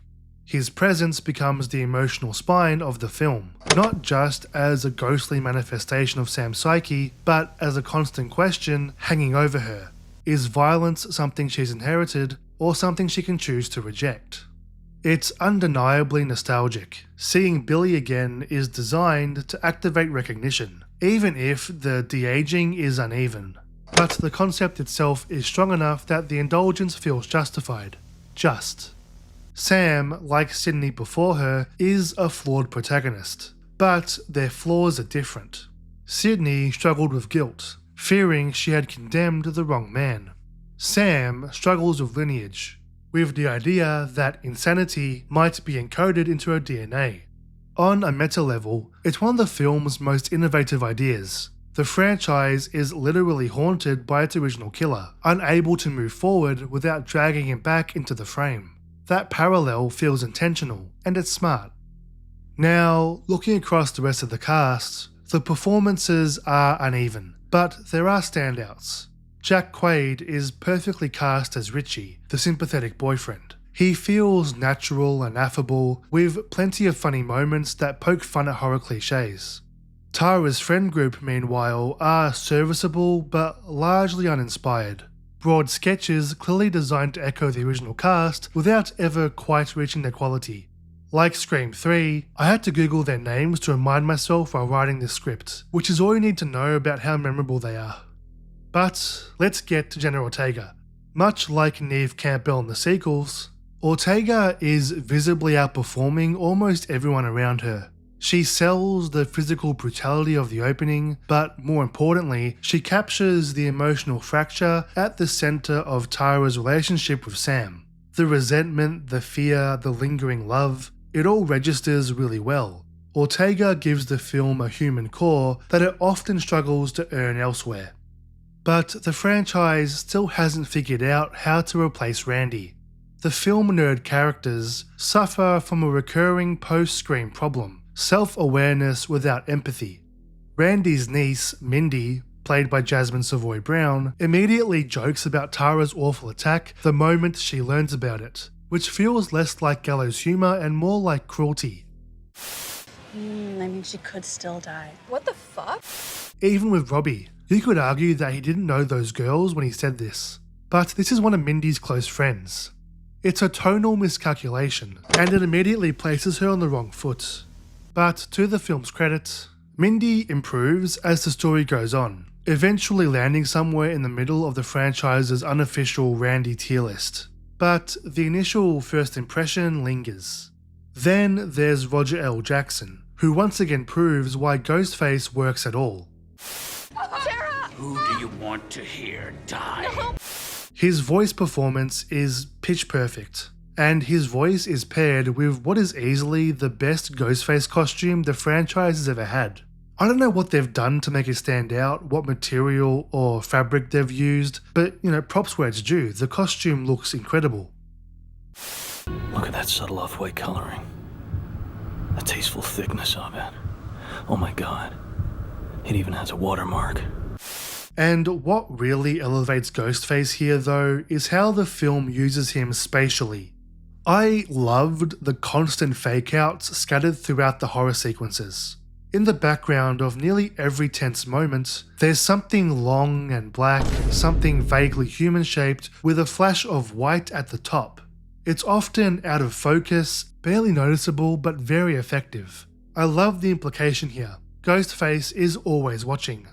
To sound like a broken record, or knife, I guess, haha, the legacy characters are very uneven, with both Sydney and Gale being criminally underused. Since Scream 4, Gale and Dewey have since split up, with Gale now living in New York to work for a morning show. This film seems to have learned from Scream 4, with the pair's relationship issues now very much in the background. And admittedly, the place the pair are at this point feels far more interesting than previous films. Meanwhile, Sydney is living her best life, having started a family. But with a new killer in Woodsboro, both Gail and Sydney feel compelled to return and finish the job once again. And there's not much else to their characters here. They're very much in the background of the film rather than the stars. But what worked with their characters was their exhaustion. They aren't shocked anymore. They aren't curious. They're professionals who are just very fed up with the situation. But the truth is, I'm tired. Extremely tired. In fact, I'm exhausted. Dewey, though, is the standout, with Arquette giving one of his best performances in the series. Since the pair have divorced, Dewey has quietly self-imploded. No longer the sheriff, he now lives alone in a trailer park, watching Gail on TV like a ghost from a life he lost. So, when he's asked to help the new generation, his wariness feels earned. Are you kidding me? I've been stabbed 9 times. Yet, despite the cynicism, Dewey is still Dewey. There's a softness to him, just jaded now. He initially refuses to get involved, but he just can't help himself. Protecting innocent people is still wired into who he is. It's a substantial evolution of the character, and yes, nostalgia is dangerous, but when Dewey walked up that driveway and his theme kicks in, it just worked. I can't help it, I'm human. Which makes his death all the more frustrating. Narratively, it's a bold and essentially correct decision. Killing one of the core trio makes sense this deep into the franchise. And it's one of the few moments where the film genuinely risks cutting through its own safety net. Logistically though, the scene collapses. After seemingly beating Ghostface, Dewey, walking directly into stabbing range while armed, undermines what should be a devastating, definitive moment. If you're going to kill a character who has survived 4 films, the staging has to honour that history. Let him go out better than that. The scene works despite its execution, not because of it. Speaking of mishandling the past, the film's final act returns us to a party at Stu Marker's house, echoing the original almost beat for beat. There are clever nods throughout, most notably the toast to Wes, which works both as an in-film moment and a sincere tribute to Wes Craven. That gesture feels earned, heartfelt, and genuine. But the choice of location ultimately visualizes the film's central problem. Returning to Stu's house isn't just a reference, it's a retreat. Instead of pushing the franchise forward, the film circles back to its most iconic image, relying on recognition to generate weight rather than allowing the narrative to create it organically. Where the original Scream used this house to dismantle slasher conventions, Scream uses it to reassure the audience. Shh, it's okay, this is familiar, this is safe, you've been here before. And that's the contradiction at the heart of the film. The house becomes a physical manifestation of the Ouroboros, a story that consumes its own past to justify its present. The film knows it's repeating itself, tells you it's repeating itself, and then repeats it anyway. The result isn't offensive or even ineffective, it's just cautious. And for a franchise built on subversion, caution feels like the most un-Scream choice of all. Also, this is in every Scream film, so it's not really critiquing this one alone, but why are people always watching films at house parties? Is it an American thing? Because I just cannot imagine anything worse. Anyway, the killers are revealed to be one of Tara's friends, Amber, and, surprise, Sam's boyfriend, Richie. And this is where the film, I believe, partially redeems itself. Any Scream film that works means that the rewatchability is solid. And on rewatch, their performances are fun, with some interesting tells sprinkled throughout. And just like the original, the pair's overacting is intentional, and it does make sense when considering their motivation. The film frames them as a satire of toxic fandom, people so consumed by their relationship to a franchise that they believe they're entitled to reshape it. They're killing to fix a story they think has been ruined. Admittedly, it's clever and it's relevant, but it misses a key ingredient on what makes Scream so effective.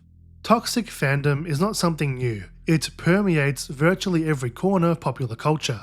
And as a motive for a Ghostface killer, it almost feels inevitable. The obsessive need to fix a franchise gone astray, to assert interpretive authority over the creators of the art you consume, is a concept that fits Scream very well. But for that motive to be effective, its meta-commentary has to be inseparable with personal intimacy. The best Scream killers combine these two concepts. Billy and Stu cited slasher rules to weaponize abandonment trauma.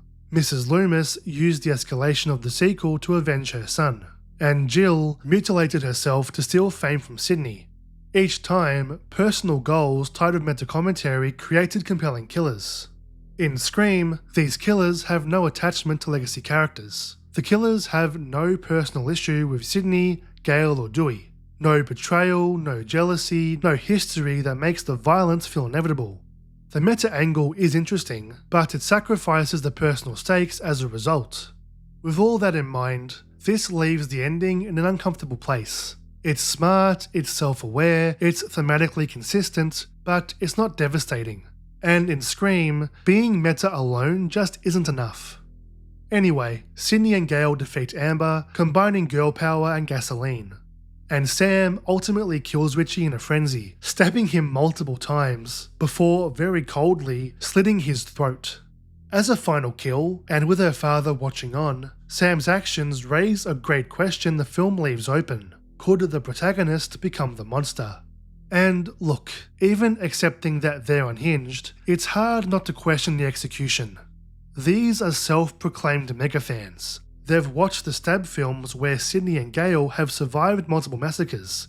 You're telling me they wouldn't have gamed this out a little more thoroughly? No backup plan? No 20-tab mega spreadsheet mapping out different scenarios? Have the writers not seen Reddit? But I can't analyse Scream without getting to the film's biggest structural problem. Its confused relationship with physical injury.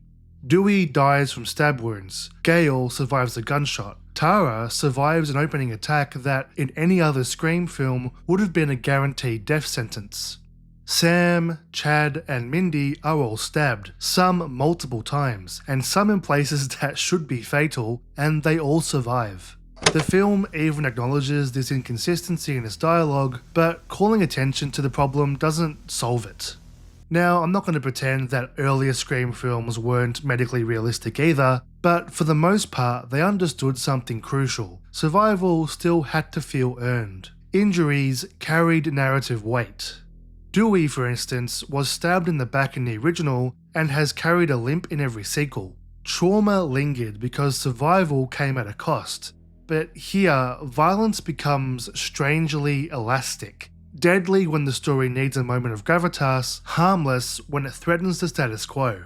And that elasticity erodes any tension. When everyone survives everything except when the plot demands otherwise, death stops feeling like a consequence.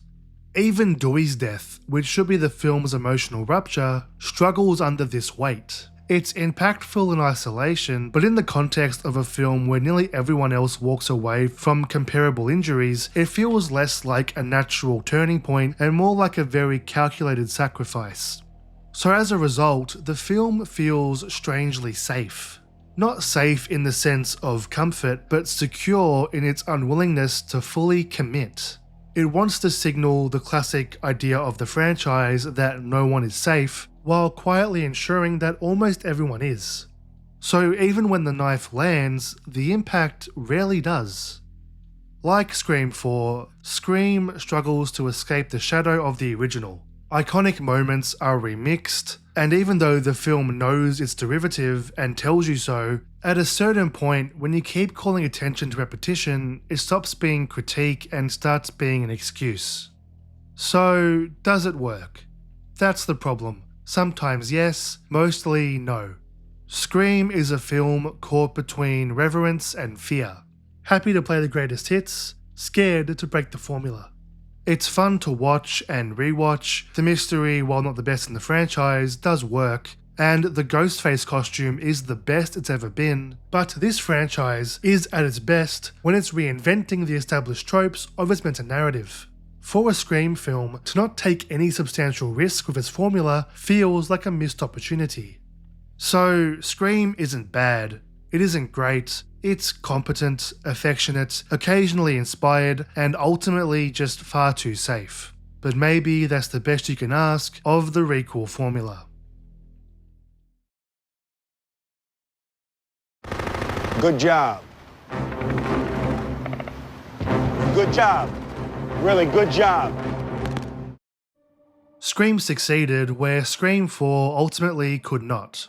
It revived the franchise commercially, culturally, and generationally, while introducing Ghostface to a younger audience raised on legacy sequels and algorithm-driven fandoms. It wasn't perfect, but it didn't need to be, with a worldwide gross of $138 million, an impressive feat for a post-pandemic release. So, a sequel was greenlit almost immediately. Crucially for the sequel, the same creative team returned. Matt Bettinelli-Olpin and Tyler Gillett, writers James Vanderbilt and Guy Busick, and the newly established Core 4 were all back. The film doubled down on franchise connectivity, with Hayden Panettiere returning as Kirby Reed from Scream 4, and Courtney Cox reprising her role as Gale Weathers. The message was clear. This was the next phase of Scream. But there was one glaring absence. For the first time in the franchise's history, Scream would move forward without Sidney Prescott. And what's most frustrating about this is that Neve Campbell's absence wasn't due to creative differences or scheduling conflicts, it was financial. After nearly 3 decades as the emotional anchor of the series, Campbell declined to return after being offered a salary she felt did not reflect her value to the franchise. As a woman, I have had to work extremely hard in my career to establish my value, especially when it comes to Scream. I felt the offer that was presented to me did not equate to the value I have brought to the franchise. I really just couldn't bear the idea of walking onto the 6th film and feeling undervalued. And while we still don't know the full details, it's a shame that such an iconic character and actress felt undervalued in a franchise she helped cement as one of horror's most iconic. So, with Campbell out, Scream 6 had something to prove. And rather than retreating or recalibrating, the film chose escalation. Not thematically, but spatially. We're no longer confined to the quiet unease of American suburbia. This time, Scream heads to the Big Apple, baby. No music. I need to finish this. The marketing leaned hard into scale. Bigger crowds, higher body counts, nowhere to hide. The setting of New York would be a statement. If Scream was going to survive without Sidney Prescott, it needed to feel larger, louder, and more dangerous than ever. Whether that shift represents evolution or overcompensation is the central question Scream 6 had to answer. And interestingly, once we get to the film itself, the answer is mostly positive.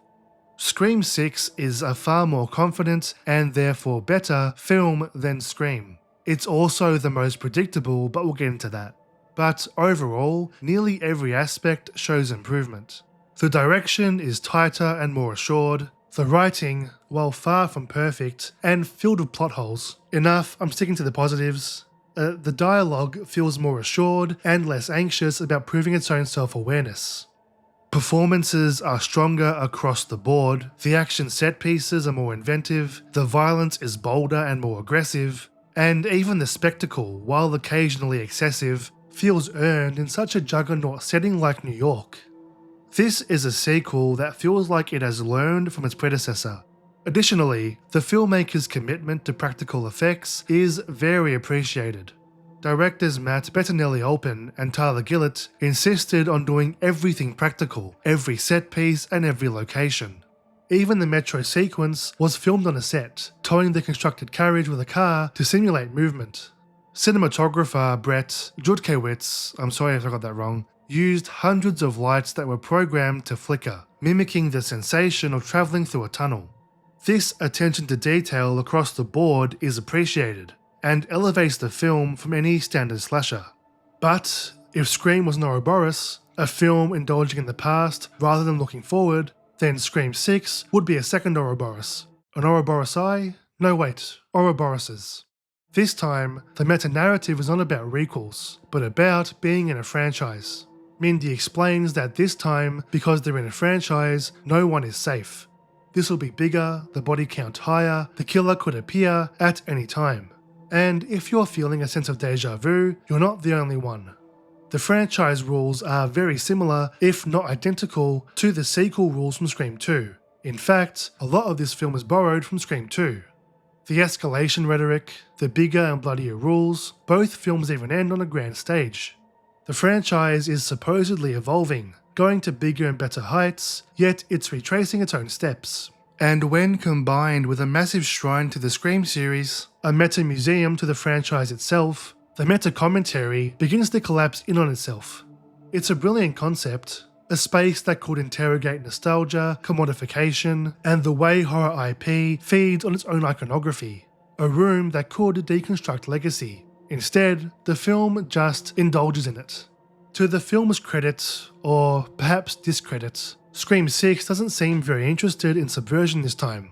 Earlier entries in the franchise thrived on bending, dissecting, and weaponizing genre rules. Here, the film leans confidently into the established slasher formula.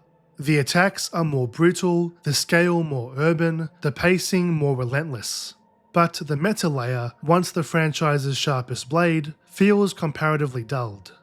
It's not that the film lacks confidence. On the contrary, it feels assured in its characters and its propulsion. But where earlier Scream films interrogated the genre from within, Scream 6 feels content to operate inside it.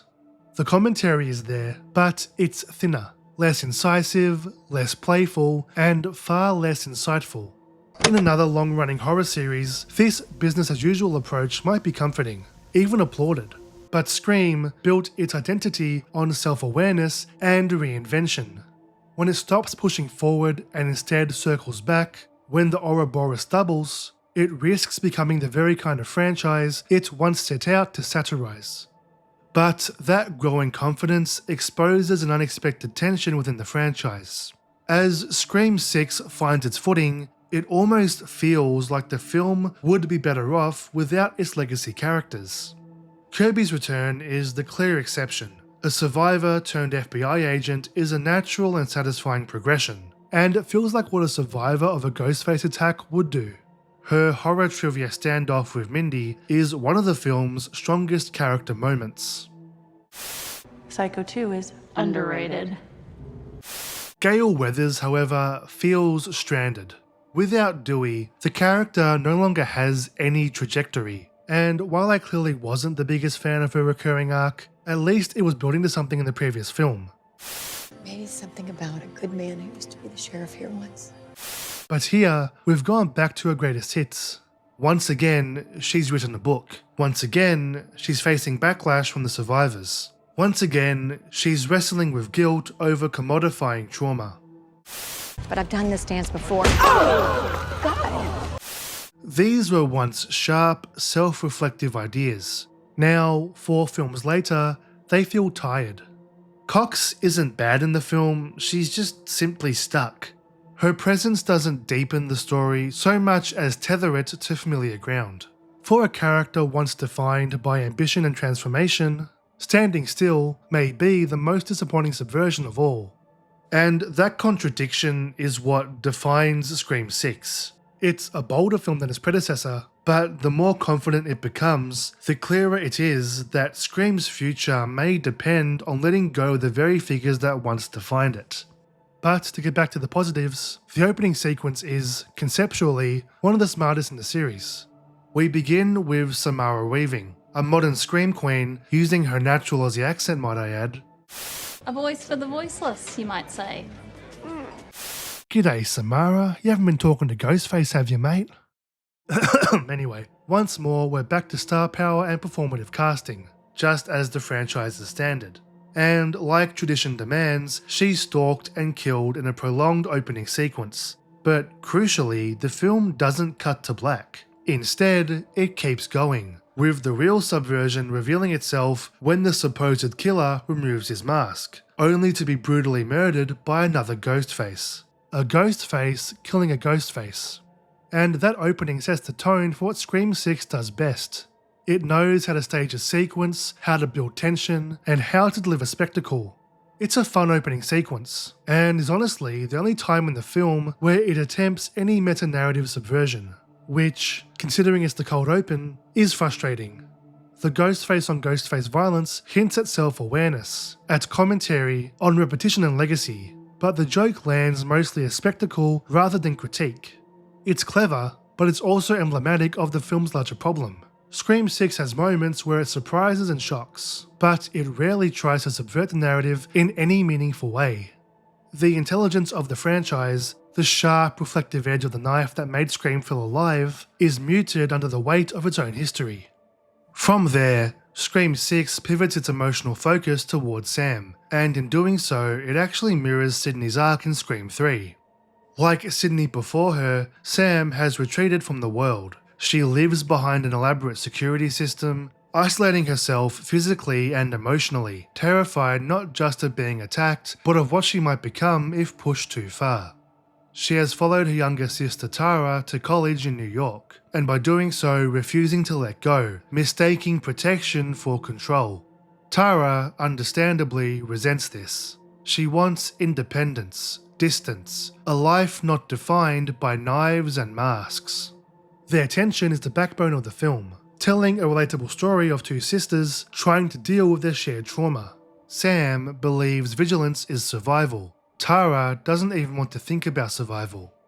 To round out the returning cast of Sam, Tara, Mindy, and Chad, we have new friends including Chad's friend Ethan, Tara and Sam's roommate Quinn, and Mindy's girlfriend Annika.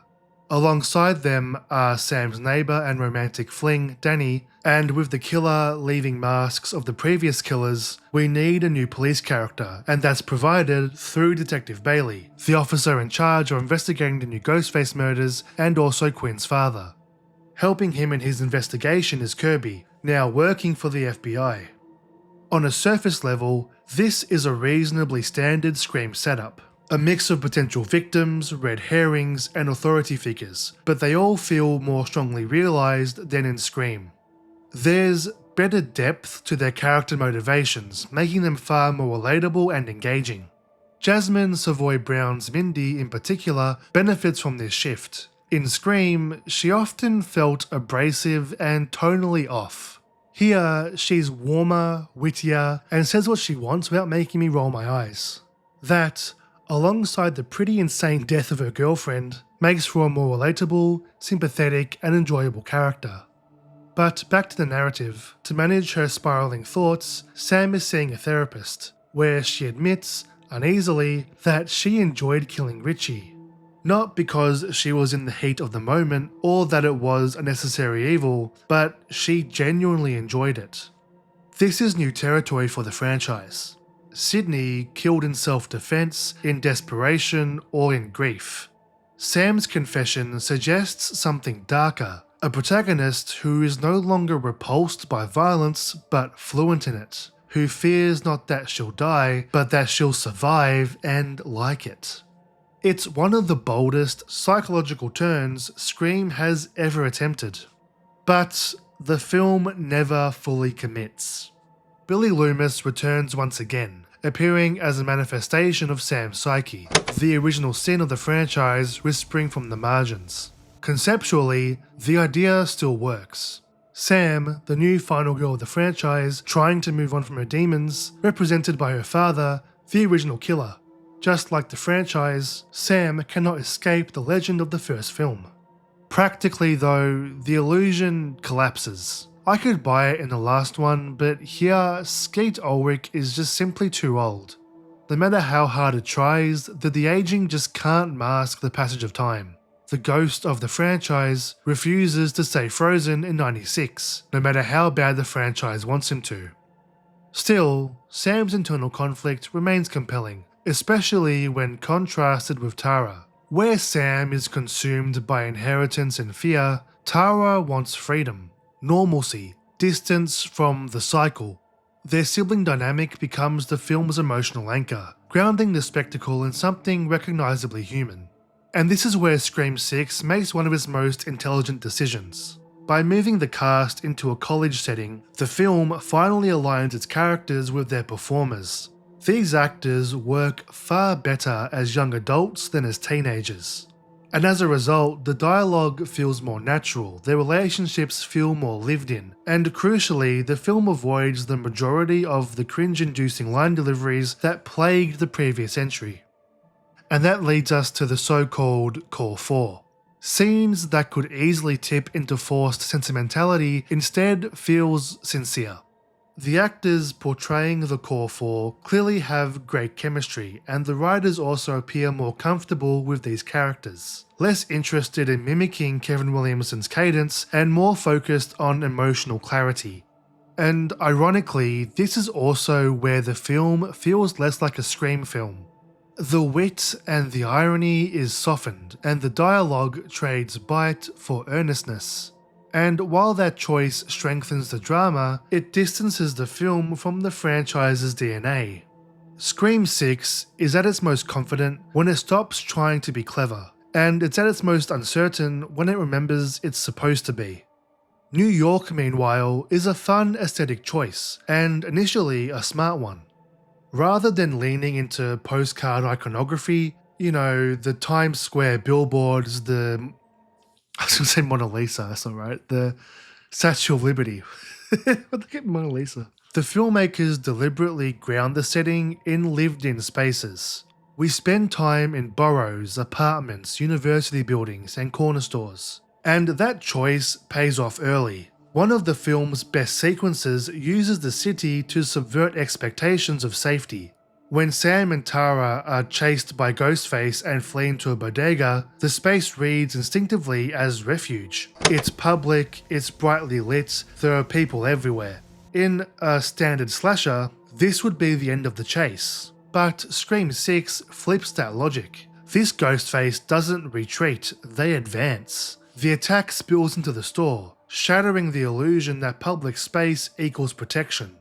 It's a clever escalation of the franchise's long-running no one is safe mantra, and it works precisely because it weaponizes an environment the characters and the audience instinctively trust. It's one of the few moments where the New York setting actively reshapes the horror rather than merely decorating it. That said, the moment is slightly undercut by Ghostface using a shotgun. It's not that the choice is illogical. Of course, a killer could use a gun, but it feels thematically wrong. Ghostface has always been defined by intimacy. As the great man once said, guns are too quick, you can't savor all the little emotions. A shotgun turns Ghostface into something else entirely. It's like watching Freddy Krueger use a pistol. Sure, he could, but why would he? And I know I said that Scream 5 has the best costume, but 6 is a very close second. I love the aged mask, it looks awesome. Anyway, this moment points to a broader issue with how Scream 6 uses its setting. For all the promise of New York, the film never fully exploits what the city uniquely offers as a horror space. Now, I've never been to New York personally, but the idea of a megacity like New York as a horror setting feels perfect. New York should feel oppressive, vertical, claustrophobic, a city of endless windows, fire escapes, elevators, stairwells, and tunnels. A place where anonymity is so complete it becomes isolating, where you can be surrounded by millions of people and still be utterly alone. But Scream 6 rarely leans into that. Despite the film's repeated insistence that nowhere is safe, the city never quite presses in on the characters the way it should. The camera doesn't emphasize scale or verticality, the environments don't feel disorienting, the crowd sequences, while novel on paper, rarely generate sustained paranoia. And that's the missed opportunity. With a franchise built on the fear that anyone could be the killer, New York should be the ultimate playground for paranoia. Instead, the city often feels interchangeable. The film could be set in almost any large metropolitan area and lose very little in translation. So while Scream 6 understands New York aesthetically and occasionally uses it cleverly, it never fully commits to the psychological horror that setting naturally invites. The result is a film that looks different, but doesn't feel different enough. And now that we're on to negatives, let's get back to Gale. Ghostface attacks Gale in her apartment, and the extended sequence is tense and thrilling to watch. The scene is a constant cat and mouse chase. Ghostface will get the upper hand, then Gale will pull out a pistol, then Ghostface will surprise her. It's great to watch, especially when compared to how mishandled Dewey's death scene felt. You get the sense that Gale could be killed here, and her fight against the killer feels far more appropriate to her character than Dewey's was. Yet, the film doesn't pull the trigger. Just as Gale is fighting for her life, gets the upper hand, but then is stabbed and about to be finished off, Sam and Tara arrive to save the day, with Gale being sent to a hospital where we won't see her for the rest of the film. The sequence was so close to sticking the landing, yet it panicked at the last second, and on repeat viewings, it makes the sequence far less interesting to watch, especially given its length in the middle of the film. We never see her again after this, so why not pull the trigger? Raise the stakes a bit. And then there's the subway sequence, arguably the film's most ambitious set piece, and the moment where Scream 6 comes closest to justifying its New York setting. About halfway through the film, the protagonists uncover the killer's lair, a grotesque shrine to the franchise itself. Artifacts from previous films line the walls, weapons, sketches, memorabilia, with every Ghostface costume displayed like a museum exhibit. It's the meta-narrative of the entire franchise, made literal. But to confront the killer, the characters decide they need to get back to this shrine, and this is where the film's logic begins to fracture. To get to the theatre, they plan to stay out in public during Halloween, to blend in, to use safety of numbers. And it makes sense, Ghostface thrives on isolation. Public spaces should neutralise the threat. But of course, the film's just shown that this Ghostface doesn't care about public spaces. So the film funnels them onto the subway on Halloween night, and conceptually it's excellent. Ghostface concealed among dozens of costume passengers, everyone's identity is blurred. The sequence is also visually striking, it's genuinely claustrophobic and shot with real tension, so on a purely technical level it works. But narratively, it's absurd. There's a difference between staying in public and trapping yourself in a metal tube with no exits. A subway car isn't safe in numbers, it's a moving coffin. And choosing this on Halloween, when half the city is already wearing masks, feels less like strategic thinking and more like the characters willingly walking into a worst case scenario. So it's not surprising that this is the point where suspension of disbelief starts to buckle.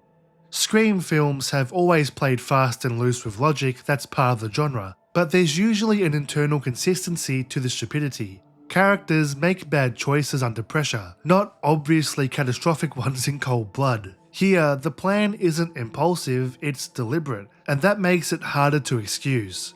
Not to mention that the group's supposed safety in numbers strategy collapses almost immediately. The moment the train doors close, the team is separated, leaving Mindy alone with Ethan. And while separation is a familiar horror device, here it feels less like inevitability and more like negligence. And it only gets worse. The remaining group exits the train and, rather than waiting for Mindy and Ethan to regroup, they immediately head toward the theatre. There's no attempt to slow down, no urgency to reconnect, no acknowledgement that they've just abandoned two people in the exact scenario they were trying to avoid. Chad, in particular, is established across both films as deeply protective of Mindy. Their sibling relationship is one of the emotional anchors of the new cast. And yet here, that bond evaporates the moment the plot needs Mindy isolated. He's more interested in laying down pipe, while his sister has pipe laid into her.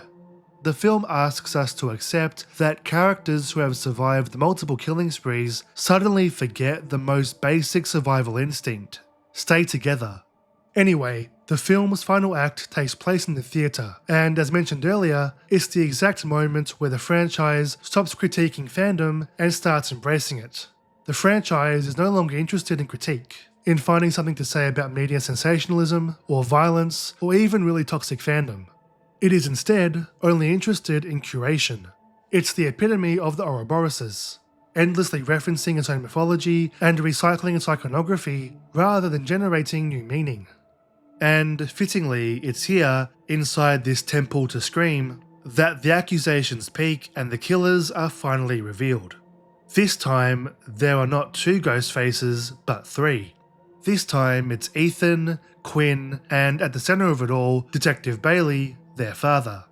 This nuclear family are out for revenge against Sam, who killed Detective Bailey's son and Ethan and Quinn's brother, Richie. And 3 killers reflects the film's aim of escalation. Bigger body count, bigger scope, bigger twists. And the reveal of a cop as the mastermind is a clever inversion of Scream's long-running portrayal of law enforcement as incompetent but benign. Instead of useless authority, we get corrupted authority. Someone with access, control, and the ability to manipulate crime scenes, bodies, and evidence. But execution matters, and this is where Scream 6 stumbles. I know these things are subjective, but this is easily the most obvious mystery in the franchise. Quinn's death is conspicuously unseen. All we see is her falling down covered in blood, a cardinal sin in a whodunit. And once the film establishes her as Detective Bailey's daughter, the pieces fall into place far too neatly, far too early. The film telegraphs its twist so loudly that the reveal doesn't land as a shock, it lands as confirmation. That predictability is especially damaging in a franchise built on replayability. The best Scream films are fun to rewatch, not just because you know who the killer is, but because you didn't see it coming the first time. Here, the mystery feels mechanical. You're not uncovering clues, you're waiting for the film to catch up.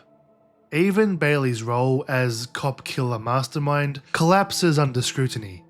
The idea that he could seamlessly swap bodies, falsify evidence, manipulate multiple crime scenes, and coordinate paramedics and officers without raising suspicion stretches plausibility beyond breaking point. And while Scream has never been strictly realistic, its best twists always feel emotionally and logistically earned. This one feels engineered. Worse, the motivation, revenge for his murdered son, is itself a repetition. We've seen this before, a parent avenging a child, a sequel mirroring Scream 2 almost beat for beat in its final act. Once again, the franchise reaches backward instead of forward, and that's the tragedy of Scream 6. In trying to be bigger, bolder, and more referential than ever, it ends up feeling smaller, trapped inside its own legacy. Again, conceptually strong, logically hollow. The film does end strongly, however, with Sam and Tara solving their issues by working together to defeat the 3 Ghostfaces. It's a great visual idea and lands very well on an emotional level. Additionally, the film hasn't learned from its immediate predecessor's mistakes. When everyone survives a slasher, nothing matters. In Scream 6, survival becomes the default state, and as a result, violence loses all meaning. Quinn is killed, only to be revealed as a killer. Mindy is stabbed clean through the gut and survives. Chad is stabbed multiple times by 2 ghost faces simultaneously, in what should be an unequivocal death sentence, and yet he lives. And then there's Gale, who endures an extended, brutal chase sequence clearly staged as a possible farewell, only to survive once again, and we never see her again after that fight. Anyway, individually, you could excuse any one of these moments. Collectively, in one film, they form a pattern. Just like the last Scream, the film wants the emotional payoff of death without the narrative commitment to follow through on it. Now, you could argue that everyone surviving is itself a subversion, but my counter is that there's subversion and there's taking the piss, and this film is taking the piss. If audiences instinctively assume that no one of importance will die, where's the suspense? Why fear Ghostface when the knife has become ceremonial? Why feel tension when violence is reversible? And as the pair work together to kill the children killers, and then Sam stalking and brutally killing Detective Bailey, the film continues that interesting question. Will Sam become a killer? The last 2 films have been effectively building this bold idea. the best subversive idea the franchise has had in years. And, unfortunately, we'll never see where it leads. All in all, Scream 6 is bigger, louder, and more confident than Scream 5, but also more hollow. It understands the franchise mechanics perfectly, it just doesn't know how to escape them, or seemingly even wants to escape them. There are great ideas here, strong performances, genuinely fun sequences, and a clear willingness to escalate. But escalation without consequence is just noise.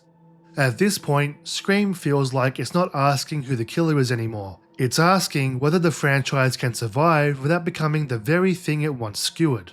And for the first time, that question feels genuinely open.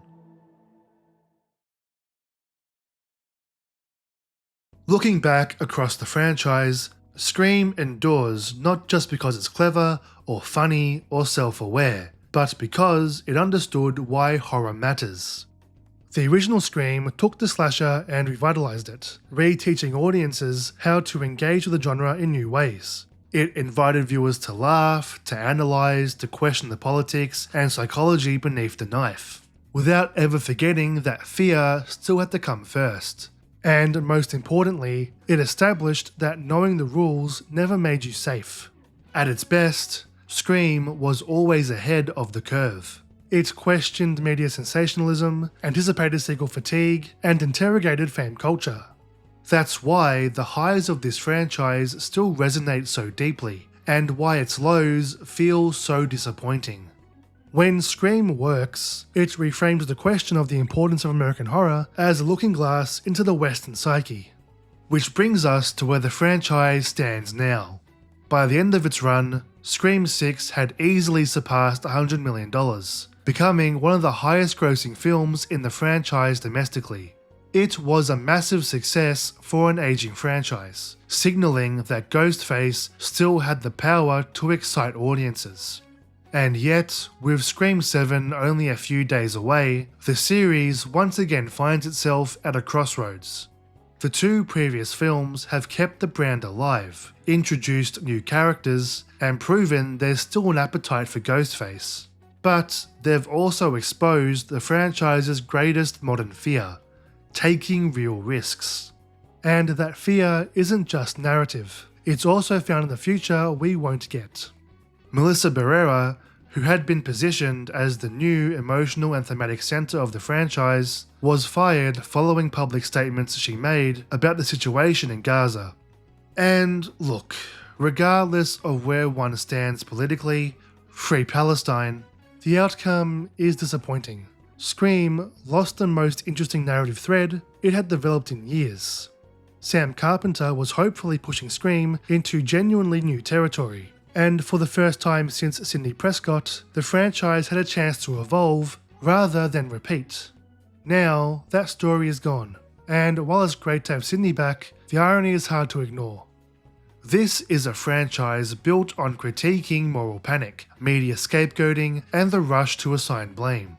A series that repeatedly argued that violence cannot be simplified, that cultural fear often looks for the easiest target, now finds itself reshaped by the same forces it once skewered. So, what does Scream look like moving forward?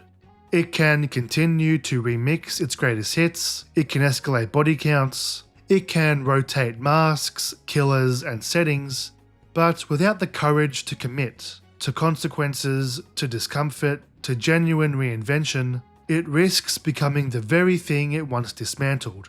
A franchise running on the fumes of recognition rather than relevance. That doesn't mean Scream is finished. It means its next move matters more than ever. Because the legacy of Scream isn't Ghostface, it isn't the rules, it isn't even the meta-commentary. Like any great horror franchise, it's the willingness to look directly at horror and ask why we keep coming back to it. If Scream 7 can do that, then maybe the knife still has an edge. If not, well, at least the franchise taught us never to say, I'll be right back!